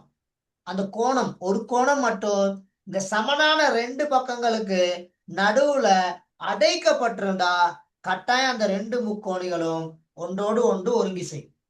இதுதான் இங்கனைக்குல உள்ள டெக்னிக். இவ்வளவுதான் இங்கனைக்குல இலகுவா இதை சொல்லலாம். சரியா மகன்? சரியா மகள்? விளைஞ்சா? ஓகே அப்ப நீங்க இந்த MNL வரைய தேவையில்லை, MNL வரைய தேவையில்லை. Okay okay. இந்த ஏபிசிங்கிற முக்கோணியையும் இந்த PQRங்கிற முக்கோணியையும் வரைந்து அதுல உள்ள தரவுகளை நீங்க போடும். சரியா? இந்த முக்கோணியையும் இந்த முக்கோணியையும் இதுல இருக்க மாதிரிக்கே தான் வரையணும். அதுக்கு இப்ப அச்சடிச்சு கொண்டு இருக்காங்க. சாதாரணமா உங்களுக்கு தெரியும். அப்ப அவங்க தந்திருக்க ஏங்கல் படி வரைங்க. சரி, இப்ப நல்லா விஷயத்தை பார்த்துக்கொள்ளுங்க. எங்களுக்கு 3 முக்கோணிகள் தந்திருக்காங்க. முதலாவது முக்கோணி ஏபிசி, ரெண்டாவது முக்கோணி PQR, மூன்றாவது முக்கோணி MNL. அப்ப இங்க ரெண்டு பக்கங்களும் ஒரு கோணமும் எங்களுக்கு பெருமானம் தந்திருக்காரு. அப்ப ஒரு பக்கம் 5 சென்டிமீட்டர், இன்னொரு பக்கம் 7 சென்டிமீட்டர், ஒரு கோணம் 30 பாகை அப்படின்னு தந்திருக்காங்க. அப்ப இந்த 3 முக்கோணிகளை பார்க்கும் பொழுது இந்த முதலாவது முக்கோணி ஏபிசியும் ரெண்டாவது முக்கோணி PQRம் ஒன்றோடு ஒன்று வைத்தா நிச்சயமாக பொருந்தும். ஏன்னா அது நம்ம பார்க்கிறதுக்கே நம்ம கண்ணுக்கே அது விளங்குது. ஆனா அந்த MNLங்கிற முக்கோணி பொருந்தாது. ஏன்னா அது ரெண்டை விட இது கொஞ்சம் சின்னதா இருக்குது. அதனால MNL இங்கனைக்குல வரா. இன்னொரு விஷயம் நல்லா பார்த்துக்கொள்ளுங்க. இந்த MNLல சரியா அந்த MLங்கிற பக்கம் 5 சென்டிமீட்டர், அது ஓகே. NLங்கிற பக்கம் 7 சென்டிமீட்டர், அதுவும் ஓகே. அப்ப அந்த ரெண்டு பக்கங்கள் இந்த ரெண்டு பக்கங்களோட பொருந்துக்குது. ஆனா அந்த எல்லுக்குள்ள கோணத்தை எங்க போட்டு விட்டாரு? கொண்டு போயிட்டு எல்லுல உள்ள கோணத்தை எங்க கூட போட்டாரு? எண்ணுல போட்டார். அதனாலதான் இந்த முக்கோணியை எங்களால எடுக்க முடியாது. ஏன்னா இந்த கோணம் இந்த ரெண்டு பக்கங்களுக்கு இடையில அடைக்கப்படாம வெளியில கொண்டு போய் வச்சுட்டாங்க. அப்ப இந்த சந்தர்ப்பம் உண்மையாகணுமா இருந்தா, பக்கம் கோணம் பக்கம் உண்மையாகணுமா இருந்தா என்ன இங்க நிபந்தனை? அந்த ரெண்டு சமனான பக்கங்களுக்கு இடையில அந்த கோணம் என்ன செய்யப்பட்டிருக்கணும்?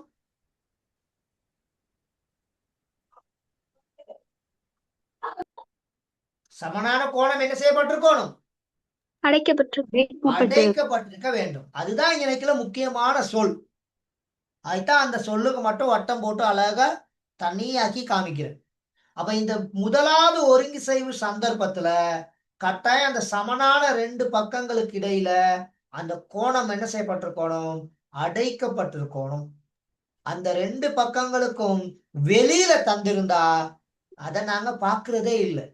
உடனே அதை நிராகரிச்சிடும், உடனே அதை வெட்டி விட்டுரு.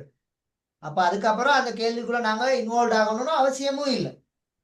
அப்ப எங்களுக்கு தரப்படுகின்ற அந்த விதி, அந்த நிபந்தனையானது இந்த இடத்துல பூர்த்தி செய்யப்பட்டிருக்கா இல்லையான்னு முதல்ல நீங்க பாத்துக்கிறோம். அது பூர்த்தி செய்யப்பட்டிருந்தா மட்டும்தான் அதுக்கு மேல பேசும். இல்லாட்டி அதை தவிர்த்து விட்டுட்டு போறதுதான் உத்தமம். சரியா? ஓம் சார். இப்ப இத வரைஞ்சாச்சா? ஓம் சார். எல்லாரும் வரைஞ்சாச்சா? ஓம் சார். அப்ப நான் வரைய சொன்னேன் ஏபிசிங்கிற முக்கோணியையும் PQRங்கிற முக்கோணியையும் மட்டும்தான் வரைய சொன்னேன். சரிதானே மகள்? சரிதானே மகன்? ஓம் சார். சார், இப்ப நீங்க டக் டக்குன்னு போடுங்க. எந்தெந்த பக்கங்கள் எந்தெந்த பக்கங்களுக்கு சமன் அப்படிங்கிறத குயிக்கா போடுங்க பாப்போம். எந்தெந்த பக்கங்கள் எந்தெந்த பக்கங்களுக்கு சமன். அப்ப முதலாவது PQ சமன் சரியா AC, காரணம் 5 சென்டிமீட்டர். எத்தனை சென்டிமீட்டர்?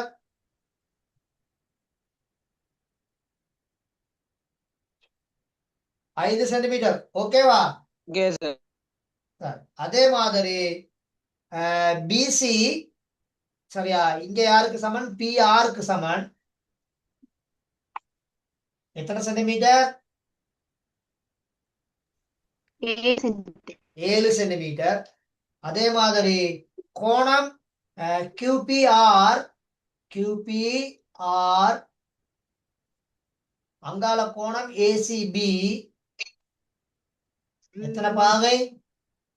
30 பாகை. ஆகவே முக்கோணம் அம்மா. PQR ஒருங்கிசைவு ஏபிசி. அந்த மைக்க ஓபன் பண்ணி வச்சுட்டு அங்க பேசுங்க.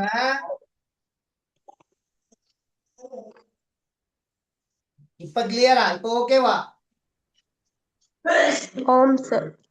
சார், இப்ப ஒரு முக்கோணில மொத்தம் எத்தனை உறுப்புகள் நாங்க முதல்ல பேசணும்?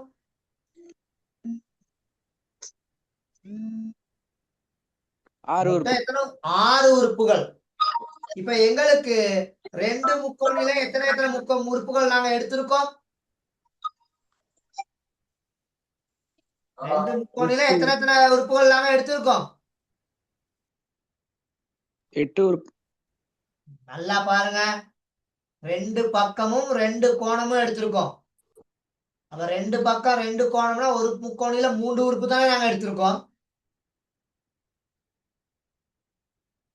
என்ன மகன்? பிக்யூஆருங்கிற முக்கோணில பிக்யூங்கிற ஒரு பக்கம், பிஆருங்கிற ஒரு பக்கம், அப்ப 2 கியூபிஆருங்கிற ஒரு கோணம். அப்ப பிக்யூங்கிற முக்கோணில எத்தனை உறுப்புகள் வந்திருக்குது? 3. அதே மாதிரிக்கு ஏபிசிங்கிற முக்கோணில 2 பக்கமும் ஒரு கோணமும் தானே வந்திருக்குது. அப்ப 2 முக்கோணிலையும் மொத்தம் இப்ப எத்தனை உறுப்புகள் நாங்க எடுத்திருக்கோம்? 6 எடுத்திருக்கோம். அப்ப 2 முக்கோணிலையும் மொத்தம்னு சொல்லி பார்த்தா எத்தனை உறுப்புகள் இருக்கும் மொத்தமா? 6. டேய், கேள்வியை விளங்கிக்கங்க. 2 முக்கோணிலையும் மொத்தமாக எத்தனை உறுப்புகள் இருக்கும்? 12 உறுப்புகள் இருக்கும். இப்ப நாங்க இங்க ஒருங்கிசைவு காமிக்கிறதுக்கு முதலாவது முக்கோணில 3ம், 2வது முக்கோணில 3ம், அப்ப 6 போயிடுச்சுன்னா இந்த மீதி எவ்வளவு இருக்கும்? 6 இருக்கும். கொஞ்சம் கேள்வியை நல்லா விளைவிக்கணும் தானே. அப்போ ஒருங்கிசைவுன்னு காமிக்கல நாங்க ஒரு முக்கோணில எத்தனை உறுப்புகளை எடுப்போம்? 3 உறுப்புகள் தான். எத்தனை உறுப்புகள்? 3 உறுப்புகள் இருந்தா எங்களுக்கு காணும். ஏன்னா பாருங்க, பக்கம் கோணம் பக்கம், அப்ப எத்தனை உறுப்பு? 3 உறுப்பு. அப்ப ஒரு முக்கோணிய ஒருங்கிசைவுன்னு காமிக்கிறதுக்கு 6 உறுப்பும் தேவையா? இல்ல சார். சாதாரணமா இந்த ஏபிசிங்கிற முக்கோணில மொத்தம் 6 உறுப்பு இருக்குது. அப்ப அதுல உள்ள 6 உறுப்பை இங்க எடுக்கிறது இல்ல. அப்ப அதுல நாங்க எத்தனை உறுப்பை எடுப்போம்? 3 உறுப்பு தான். ஒரு பக்கம், ஒரு கோணம், அடுத்து ஒரு பக்கம். அப்ப மொத்தம் எத்தனை உறுப்பு நாங்க இங்க செலக்ட் பண்ணிருக்கோம்?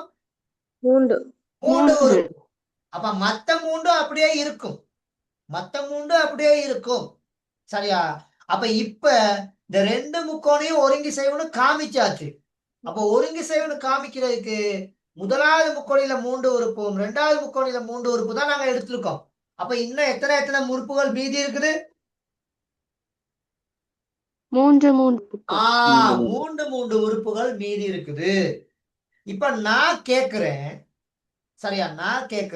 சரியா, எங்க விட்டு வலது கையும் இடது கையும் சமன் அப்படின்னு சொல்லியாச்சு. சமன் தானே? சமனா இருந்தா இப்ப இந்த விரல்கள்லாம் எப்படி இருக்கும்? சமனா தான் இருக்கும். இதுல யாருக்காவது பிரச்சனை இருக்கா? இல்ல. இப்ப இந்த பிக்யூஆர்ங்கிற முக்கோணையும் இந்த ஏபிசிங்கிற முக்கோணையும் இப்ப எப்படி நாங்க சொல்லியிருக்கோம்? இப்படி 3 கோடு போட்டா என்னன்னு சொல்லியிருக்கோம்? ஒருங்கிசைவுன்னு சொல்லியாச்சு. இது எல்லாருக்கும் கிளியர் தானே? இது வரைக்கும் யாருக்காவது இப்ப பிரச்சனை இருக்கா? இல்ல சார்.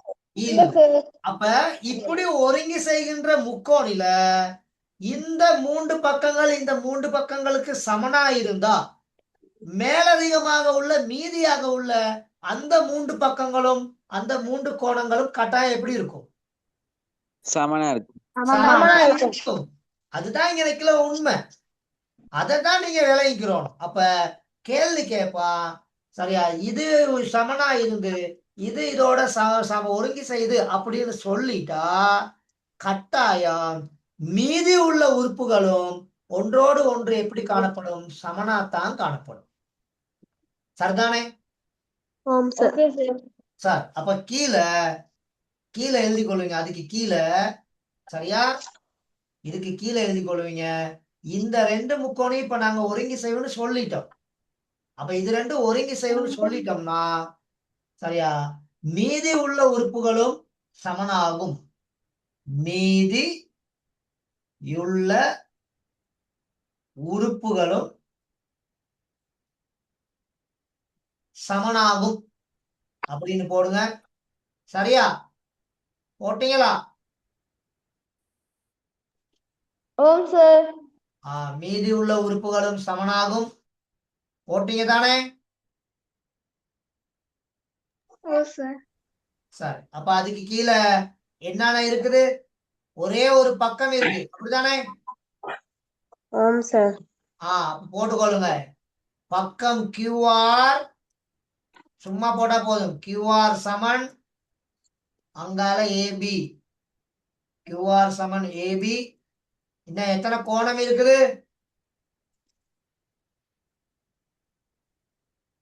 2 கோணம். அப்ப ஒரு கோணம் இருக்குது, என்ன? 6ங்கிற கோணம். சரியா? அப்ப 6ங்கிற கோணம் PRQ. PRQ.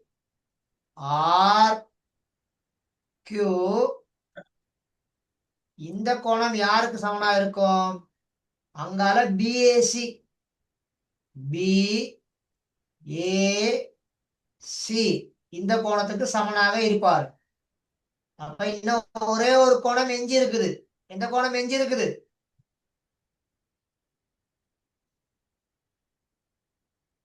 AC. PQR அங்கால ACB இல்ல, ABC. என்ன கோணம் மிஞ்சி இருக்குது? ABC. ABC. அப்ப நல்லா விலையும் கொள்ளணும். ஒரு முக்கோணிய நாங்க ஒருங்கி செய்வோம்னு சொல்லிட்டோம்னா அதுல மீதமாக உள்ள ஒத்த உறுப்புகள் கட்டாயம் எப்படி இருப்பாரு? சமனாக இருப்பார். அதோட ஒத்த உறுப்புகளும் கட்டாயம் எப்படி இருக்கும்? சமனாக இருக்கும். சரியா? ஓகேவா? கிளியரா இது?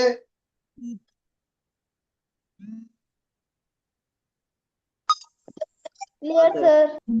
நோட் பண்ணியாச்சா எல்லாரும்? இன்னும் டைம் வேணுமா? No sir. ஒயிட் போர்ட்ல உள்ள நோட் பண்ணிருக்கணும். அந்த ஸ்கிரீன்ல பாருங்க, அந்த அன்னைக்குல ரெட் கலர்ல எழுதி போட்டிருக்கேன். ஸ்டார் மார்க் பண்ணி போட்டு காமிக்கிறேன்.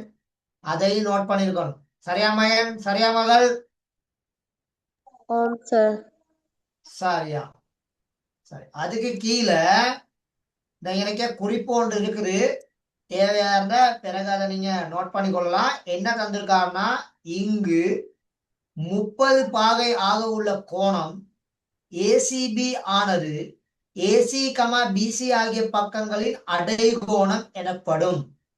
இவ்வாறே முக்கோணி PQRல் கோணம் RPQ என்பது PR, PQ ஆகிய பக்கங்களின் அடைகோணம் ஆகும்.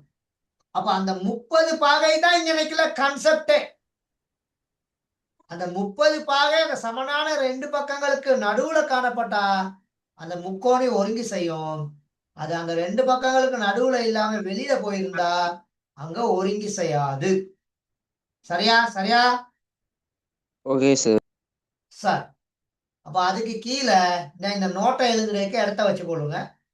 இந்த இவ்வளவு எழுதியிருப்பீங்க தானே? இது கீழே இந்த நோட்டை எழுதுறதுக்கு இடத்த வச்சு கொள்ளுங்க. ஒரு முக்கோணியின் 2 பக்கங்களும் அடைகோணமும் வேறொரு முக்கோணியின் 2 பக்கங்களும் அடைகோணத்திற்கு சமம் எனின் அம்முக்கோணி ஒருங்கி ஒருங்கி செய்யும். சரியா? ரெண்டும் சமனா இருந்தா அந்த ரெண்டு முக்கோணிகளும் கட்டாயம் ஒருங்கி செய்யும். சரியா மகன்? சரியா மகள்?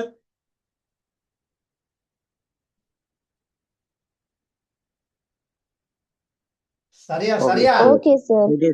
சார், Okay, இந்த ஒருங்கி செய்யற சந்தர்ப்பத்தை சுருக்கமாக எழுதி காட்டுறதுக்கு பக்கம் கோணம் பக்கம்னு போடலாம்.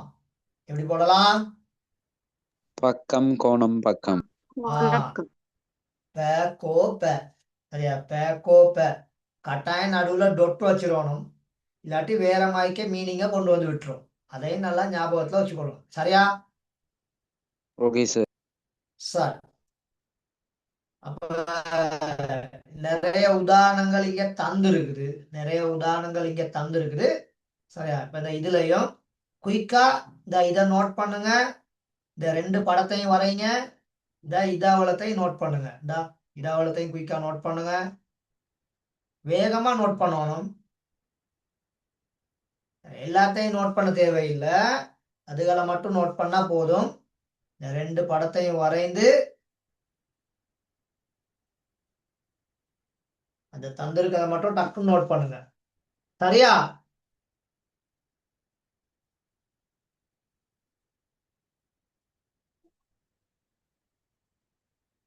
நோட் பண்றீங்களா மகன்? நோட் பண்றீங்களா மகள்? sir. சரியா.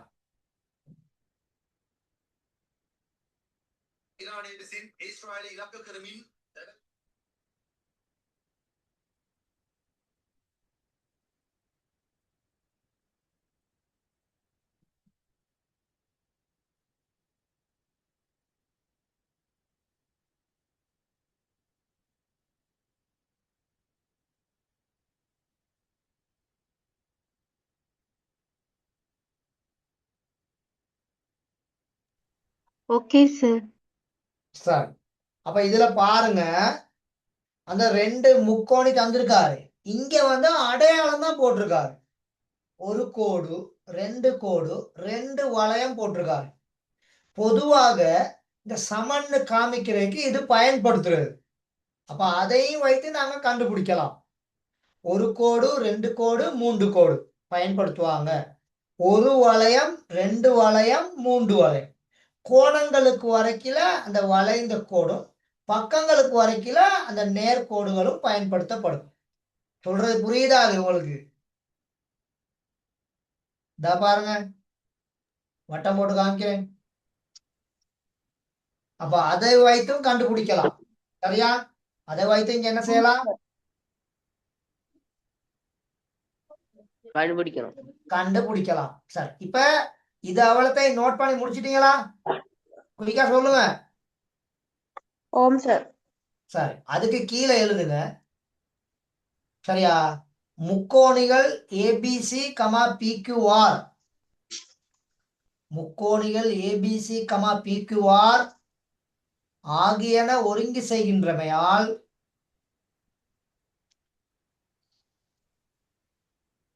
முக்கோணிகள் ஏபிசி கமா பிக்யூஆர் ஆகியன ஒருங்கி செய்கின்றமையால் எஞ்சியுள்ள ஒத்த உறுப்புகளும் சமமாகும். எஞ்சியுள்ள ஒத்த உறுப்புகளும் சமமாகும். சரியா மகன்? சரியா மகள்? Okay sir. எஞ்சியுள்ள ஒத்த உறுப்புகளும் சமமாகும். Okay, sir. அதுக்கு கீழே அது மறுவே சொல்லணுமா? இல்ல சார். யாரோ கேட்ட மாதிரி இருந்துச்சு. முக்கோணிகள் ஏபிசி கமா பிக்யூஆர் ஆகியன ஒருங்கி செய்கின்றமையால் எஞ்சியுள்ள ஒத்த உறுப்புகளும் சமமாகும். Okay? Okay, sir. Okay sir. Sir, அதுக்கு கீழே கீழே டக் டக்குன்னு எழுதி கொள்ளுங்க. ஏபி சமன், சரியா, கியூஆர். ஏபி சமன் கியூஆர். கோணம் ஏசிபி சமன் கியூபிஆர்.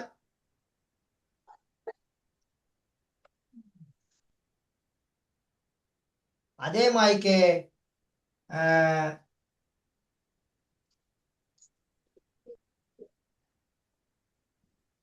சரியா? கோணம் ஏபிசி சமன் கோணம் கியூஆர்பி. இது வந்து இணைக்கில பொருத்தம். இது வந்து முதல்ல எழுதிட்டோம், அதை நான் இணைக்கில போட்டு விட்டுட்டேன். சரி, எனக்கு இதை அழிச்சு கொள்ளையிலும் நீங்க டிபெக்ஷனை சரி பண்ண பண்ணி கொள்ளுங்க. அடுத்தது கோணம் பிஏசி, கோணம் பிஏசி சமன் கோணம் பிக்யூஆர். சரி, இது வராது. சரியா? இது இல்ல, சொரியன். இதுகள் சமனாக காணப்படும். அப்ப இந்த இதுகள் கட்டாயம் தெரிஞ்சிருக்கணும். அதுதான் இதை மீண்டும் மீண்டும் உங்களுக்கு நான் வலியுறுத்துறேன். சரியா மகன்? அப்ப நாங்க ஒரு முக்கோணையும் இன்னொரு முக்கோணையும் பொருந்தணும்னு சொன்னா எங்களுக்கு 3 உறுப்புகள் போதுமானது. எத்தனை உறுப்புகள் போதுமானது? 3. 3. 3 உறுப்புகள் போதுமானது.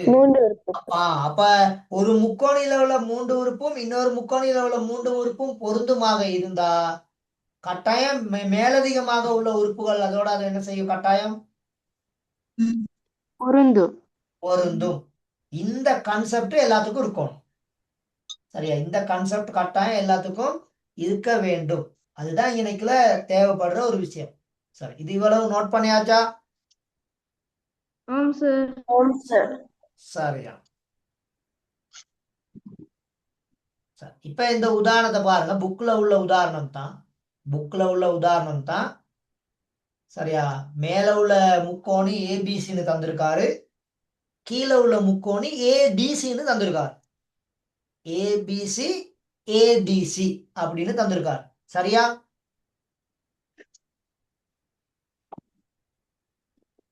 சரியா மகன்? சரியா மகள்? ஆம் சார். சரி, குயிக்கா அந்த படத்தை வரைந்து அதை கொஞ்சம் குயிக்கா நோட் பண்ணுங்க. சரியா? நான் இதை ஷார்ட்டா தான் செய்வேன். புக்ல அங்க விரிவா தந்திருப்பாரு, அதை பார்க்க போயிடாதீங்க. நமக்கு வந்து பிராக்டிஸ் தானே முக்கியம். அப்ப புத்தகத்துல உள்ளது இல்லாத அப்படி நம்ம பார்க்க தேவையில்லை. நமக்கு பிராக்டிஸ் தானே முக்கியம். அதனால நம்ம பார்த்துட்டே போவோம்.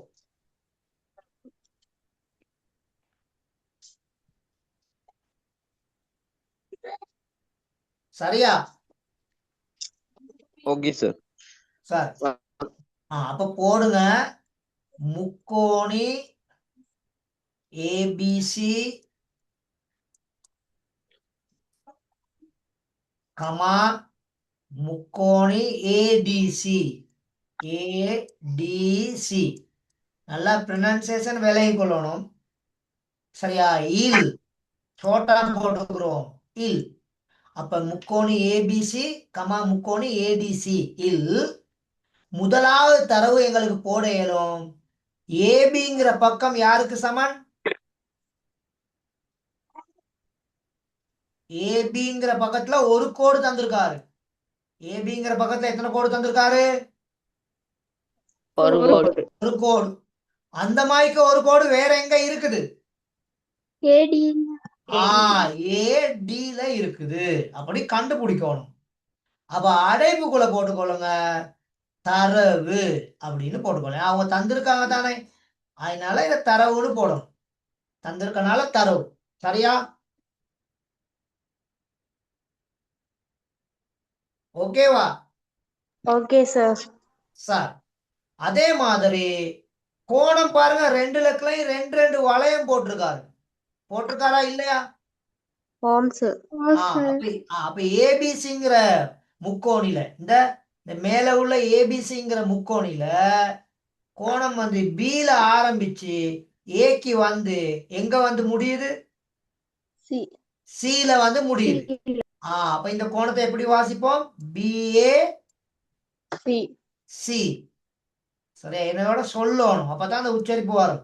அப்ப கோணம் பிஏசியும் அதே மாதிரி இங்கிட்டு கோணம் டிஏ சி. அப்ப கோணம் டிஏசி எங்களுக்கு வாசியாக பேசக்கூடிய மாதிரி சொல்லக்கூடிய மாதிரி எழுதி கொள்ளணும். அப்ப இந்த 2 கோணங்களும் சமன். அதுவும் அவர் படத்துல தந்திருக்காரு, அதனால அது தரவு. சரியா மகன்? சரியா மகள்? ஆம் சார். சரி. இன்னும் ஒரு தரவு மறைமுகமாக தந்திருக்கான். எது சமன்? ஏசியும் ஏசியும். ரெண்டு முக்கோணிக்குமே இந்த ஏசிங்கிற பக்கம் எப்படி இருக்குது? சமன். சமனா தான் இருக்குது. அத ஒரு அழகான சொல் பயன்படுத்தி சொல்லலாம். இந்த ரெண்டு முக்கோணி இந்த ரெண்டு முக்கோணிக்கு இந்த ஏசிங்கிற பக்கம் பொதுவானது. ஏன்னா ஏபிசிங்கிற முக்கோணிக்கும் இந்த பக்கம் வரும், ஏடிசிங்கிற முக்கோணிக்கும் இந்த பக்கம் வரும். அப்ப அதனால இந்த பக்கம் இந்த ரெண்டு முக்கோணிகளுக்கும் பொது பக்கம். என்ன பக்கம்? பொது பக்கம். பொது பக்கம். அப்ப இங்க போடுவீங்க பொது பக்கம் அப்படின்னு போட்டுக்கொள்ளணும். என்னன்னு போட்டுக்கொள்ளணும்? பொது பக்கம். இப்ப இது விளங்கிச்சா எல்லாருக்கும்? ஆம் சார். இப்ப இதுக்கு கீழே நாங்க என்ன எழுதலாம்? இப்ப 3 தரவுகள் நாங்க காமிச்சிட்டோம். அப்ப 3 தரவுகள் எங்களுக்கு ஒருங்கி செய்து காமிக்கிறதுக்கு போதுமானது. ஆகவே சொல்லுங்க, முக்கோணி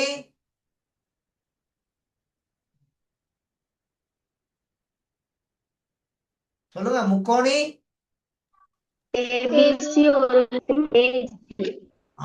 முக்கோணி ஏபிசி ஒருங்கிசைவு முக்கோணி ஏடிசி. எந்த சந்தர்ப்பத்தின் கீழே ஒருங்கி செய்து? பக்கம் கோணம் பக்கம். பக்கம் இப்படி சைட்ல எழுதணும் கட்டாயம், அத இல்லாட்டி மார்க்ஸ் தர மாட்டான். பக்கம் கோணம் பக்கம். ஓகேவா? Okay sir. சார் அப்ப இது இப்ப கிளியரா எல்லாருக்கும்?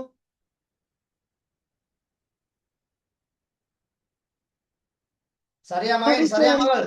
சார் அப்ப அதுக்கு கீழே எழுதுங்க, முக்கோணி ஏபிசி முக்கோணி ஏடிசி சரியா ஆகியன ஒருங்கி செய்வதால்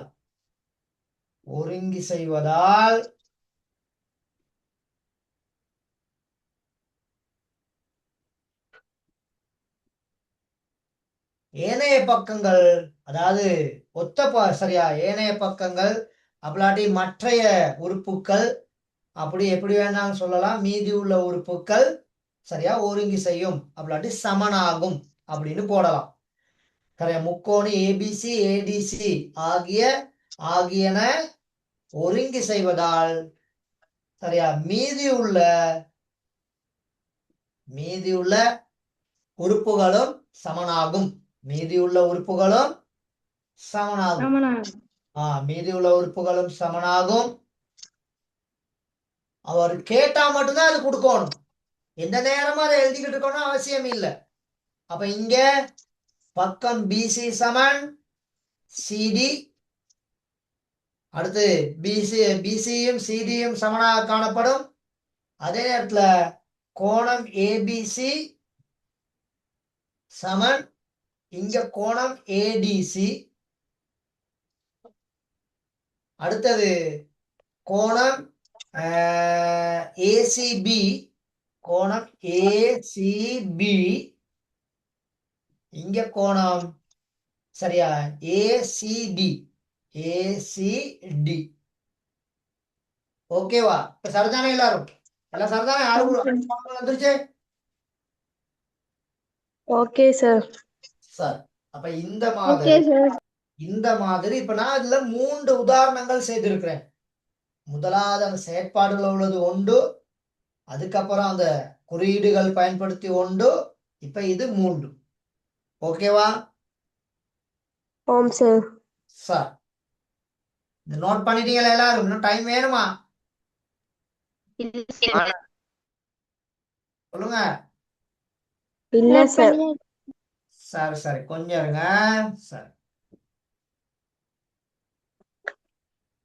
இப்ப இந்த இங்க பயிற்சி ஒன்று தந்திருக்கார், டிஸ்பிளே பண்ணிருக்கேன், விளங்குதா? ஆம் சார். பாருங்க, தரப்பட்டுள்ள தரவுகளுக்கு ஏற்ப ஒருங்கிசைவை காட்டுவதற்கு பக்கம் கோணம் பக்கம் சந்தர்ப்பம் பின்வரும் எண்முக்கோணி சோடிகளுக்கு பிரயோகிக்கப்படலாம் என துணிக.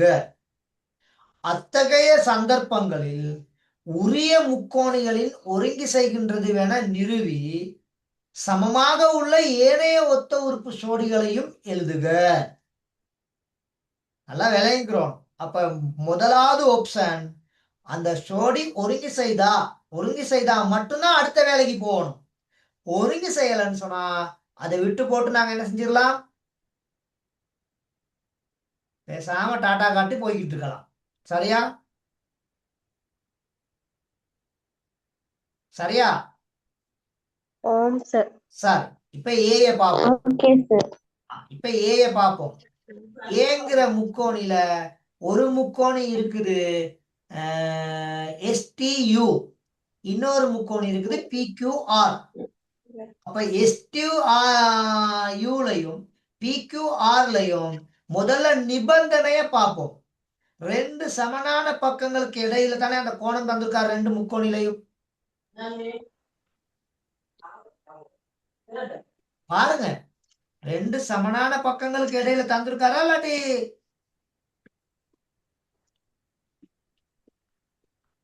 தரலையா? அப்படி உங்களுக்கு விளங்குதுல போல நினைக்கிறேன். இந்தா பாருங்க, இந்த குறியீடை தான் நீங்க பார்க்கணும். தந்திருக்காரா இல்லையா? தந்திருக்காரு. அப்ப உங்களுக்கு எல்லாம் விளங்குது இல்ல போலயே. அப்ப பாருங்க, இந்த PQங்கிற பக்கம் இந்த QRங்கிற பக்கத்துக்கு இடையில கோணம் இருக்குது. இங்க STங்கிற பக்கம் இந்த UTங்கிற பக்கம் அது ரெண்டுக்கு இடையில இருக்குது. அப்ப இந்த ரெண்டு முக்கோணையும் இப்போ ஒருங்கி செய்யுமா இல்லையாங்கிற செக் பண்ணிக்கொள்ளலாம். அப்ப A வந்து ஒருங்கி செய்யும், சரிதானே? ஆம் சார். அதே மாதிரி B வந்து ஒருங்கி செய்யாது. ஏன் ஒருங்கி செய்யாது? அடைகோணம். அடைகோணம் அங்க இல்ல. நான் தெளிவா தானே முதல்ல சொன்னேன், டக்குன்னு அடைகோணத்தை பாருங்கன்னு சொல்லி. அடைகோணத்தை தான் கணக்குல பார்க்கணும். அந்த ரெண்டு பக்கங்களுக்கு இடையில உள்ள அந்த அடைகோணம், அதுதான் இங்க ஆப்ஷனே. அப்ப A வரும், B வராது, Cயும் வராது. சொல்லுங்க சொல்லுங்க, C வருமா வராதா? வராது சார். வராது. D வருமா வராதா? வரும் சார். D வரும். வரும் சார். D வரும். அதே நேரத்துல E வரும். வரும். Eயும் வரும். அதுக்கடுத்து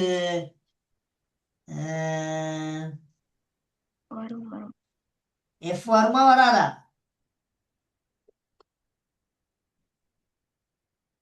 F வரும். ஏன் F வரும்னு சொன்னா இங்க என்ன அடையாளம் தந்திருக்காரு? சமனும் சமாந்தரம். சமனும் சமாந்தரமும். சமாந்தரம் வந்தா ஒத்த கோணம், ஒன்று விட்ட கோணம் வரும். கேள்விப்பட்டிருக்கோம் தானே? சொல்லுங்க, கேள்விப்பட்டிருக்கோமா இல்லையா? ஓம் சார். அப்ப Fக்கும் வரும். அப்ப அடுத்த கிளாஸ் வரும் பொழுது இதுல உள்ள இந்த மாதிரி தரவுகளை அதை எழுதி போட்டுட்டு அதுல உள்ள அந்த அடுத்த ஒத்த உறுப்புகளையும் எழுதிட்டு வரும். சரியா? ஓகே. அப்ப எதுக்கு எழுத போறீங்க? ஏக்கு எழுதுவீங்க, அங்கிட்டு பிக்கு எழுதுவீங்க, அதுக்கடுத்து எஸ். இவ்வளவுதான். மத்த ரெண்டும் அது வராது தானே, அதனால அது ரெண்டும் எழுத தேவையில்லை. சரியா? Okay sir. சார் ஏன்னா இன்னைக்கு அந்த இதுல வந்து கொஞ்சம் பயிற்சி அன்னைக்குல பார்த்தோம் தானே, அதனால அன்னைக்குல 1/2 யூஸ் பண்ணிட்டேன். அப்ப அதனால அடுத்த கிளாஸ்ல வந்து நிறைய ரெண்டு சந்தர்ப்பங்களை முடிச்சிடலாம். சரியா? அடுத்த கிளாஸ் இப்ப எனக்கு ஒரு சந்தர்ப்பம் முடிஞ்சுதானே, அடுத்த கிளாஸ்ல அன்னைக்குல 2 சந்தர்ப்பத்தை பார்த்திடலாம். சரி, இந்த பயிற்சி கட்டாயம் செய்யணும். சரி, அதோட இங்கிட்டு ஜிலையும் இருக்குது, Hலையும் இருக்குது, Iலையும் இருக்குது.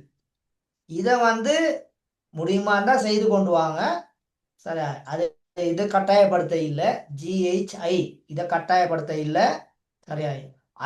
இது இவ்வளவு இம்பார்ட்டன்ட், F வரைக்கும் இம்பார்ட்டன்ட். அது கட்டாயம் செய்து கொண்டு தான் வரணும். இது மேலதிகம். இது முடியுமா இருந்தா இதை செக் பண்ணி இதை செஞ்சுக்கிட்டு வாங்க. சரியா ஓகே சார். சார்? அதுக்கு அடுத்து இந்த இங்க கொஞ்சம் தந்திருக்காரு பாருங்க. இந்த கேள்வியை பாருங்க. 2வது கேள்வி, கீழே தரப்பட்டுள்ள தரவுகளுக்கு ஏற்ப ஒவ்வொரு சந்தர்ப்பத்திற்கும் உரிய முக்கோணிகளின் பரும்படி படங்களை வரைக. அம்முக்கோணி ஜோடிகளுக்கு இடையே ஒருங்கி செய்யும் முக்கோணி ஜோடிகளை தேர்ந்தெடுத்து அவற்றின் சமமாக உள்ள ஏனைய ஒத்த உறுப்புகளை எழுதுக. அப்ப இதுல எக்ஸ்ட்ரா வேலை இருக்குது. இதுல எக்ஸ்ட்ரா வேலை இருக்குது. அப்ப இதுல எல்லாமே தானே அவர் கொடுத்திருக்காரு. அதனால அந்த கேள்வியை தவிர்ப்போம். இந்த 2வது கேள்வி தேவையில்லை. ஆனா 3வது கேள்வி கட்டாயம் செய்வோம். சரியா மயன்? Okay okay sir. சார். 3வது கேள்வி கட்டாயம். அதே நேரத்துல இந்த 4வது கேள்வியும் கட்டாயம். சரியா? Okay sir. அப்ப நான் 2வது கேள்வி உங்களுக்கு தர இல்லை. ஏன்னா இதுல வேலை கூட இருக்கு தானே. அதனால இதை தர இல்லை. அந்த 1வது கேள்வியில 4ம், இந்த 3வது கேள்வி, இந்த 4வது கேள்வி. சாதாரணமா இது அவ்வளோத்தையும் செய்யறதுக்கு 1 hour காணும். இது அவ்வளோத்தையும் செய்யறதுக்கு 1 hour காணும். இனி நாங்க அடுத்த திங்கள் தான் நாங்க மீட் பண்ண போறோம். அதனால இந்த அடுத்த செக்ஷன் நல்லா விளங்கணும் அப்படின்னு சொன்னா இன்னைக்கே செஞ்சு விட்டுருங்க. சரி, இன்னைக்கே செய்திருங்க. நாளை அப்படின்னு கடத்துவீங்களாட்டா அப்புறம் அங்கிட்டு மறந்து போயிடும். பிறகு நான் மறுக ஒரு விளக்கம் ஒன்று கொடுக்குற வரைக்கும் நீங்க வெயிட் பண்ண வேண்டி இருக்கும். சரியா மகன்? சரியா மகள்? Okay sir. சார், அப்ப எல்லாருக்கும் good night. Thank you sir. Thank you, sir. Thank you sir. Bye okay sir. Okay okay.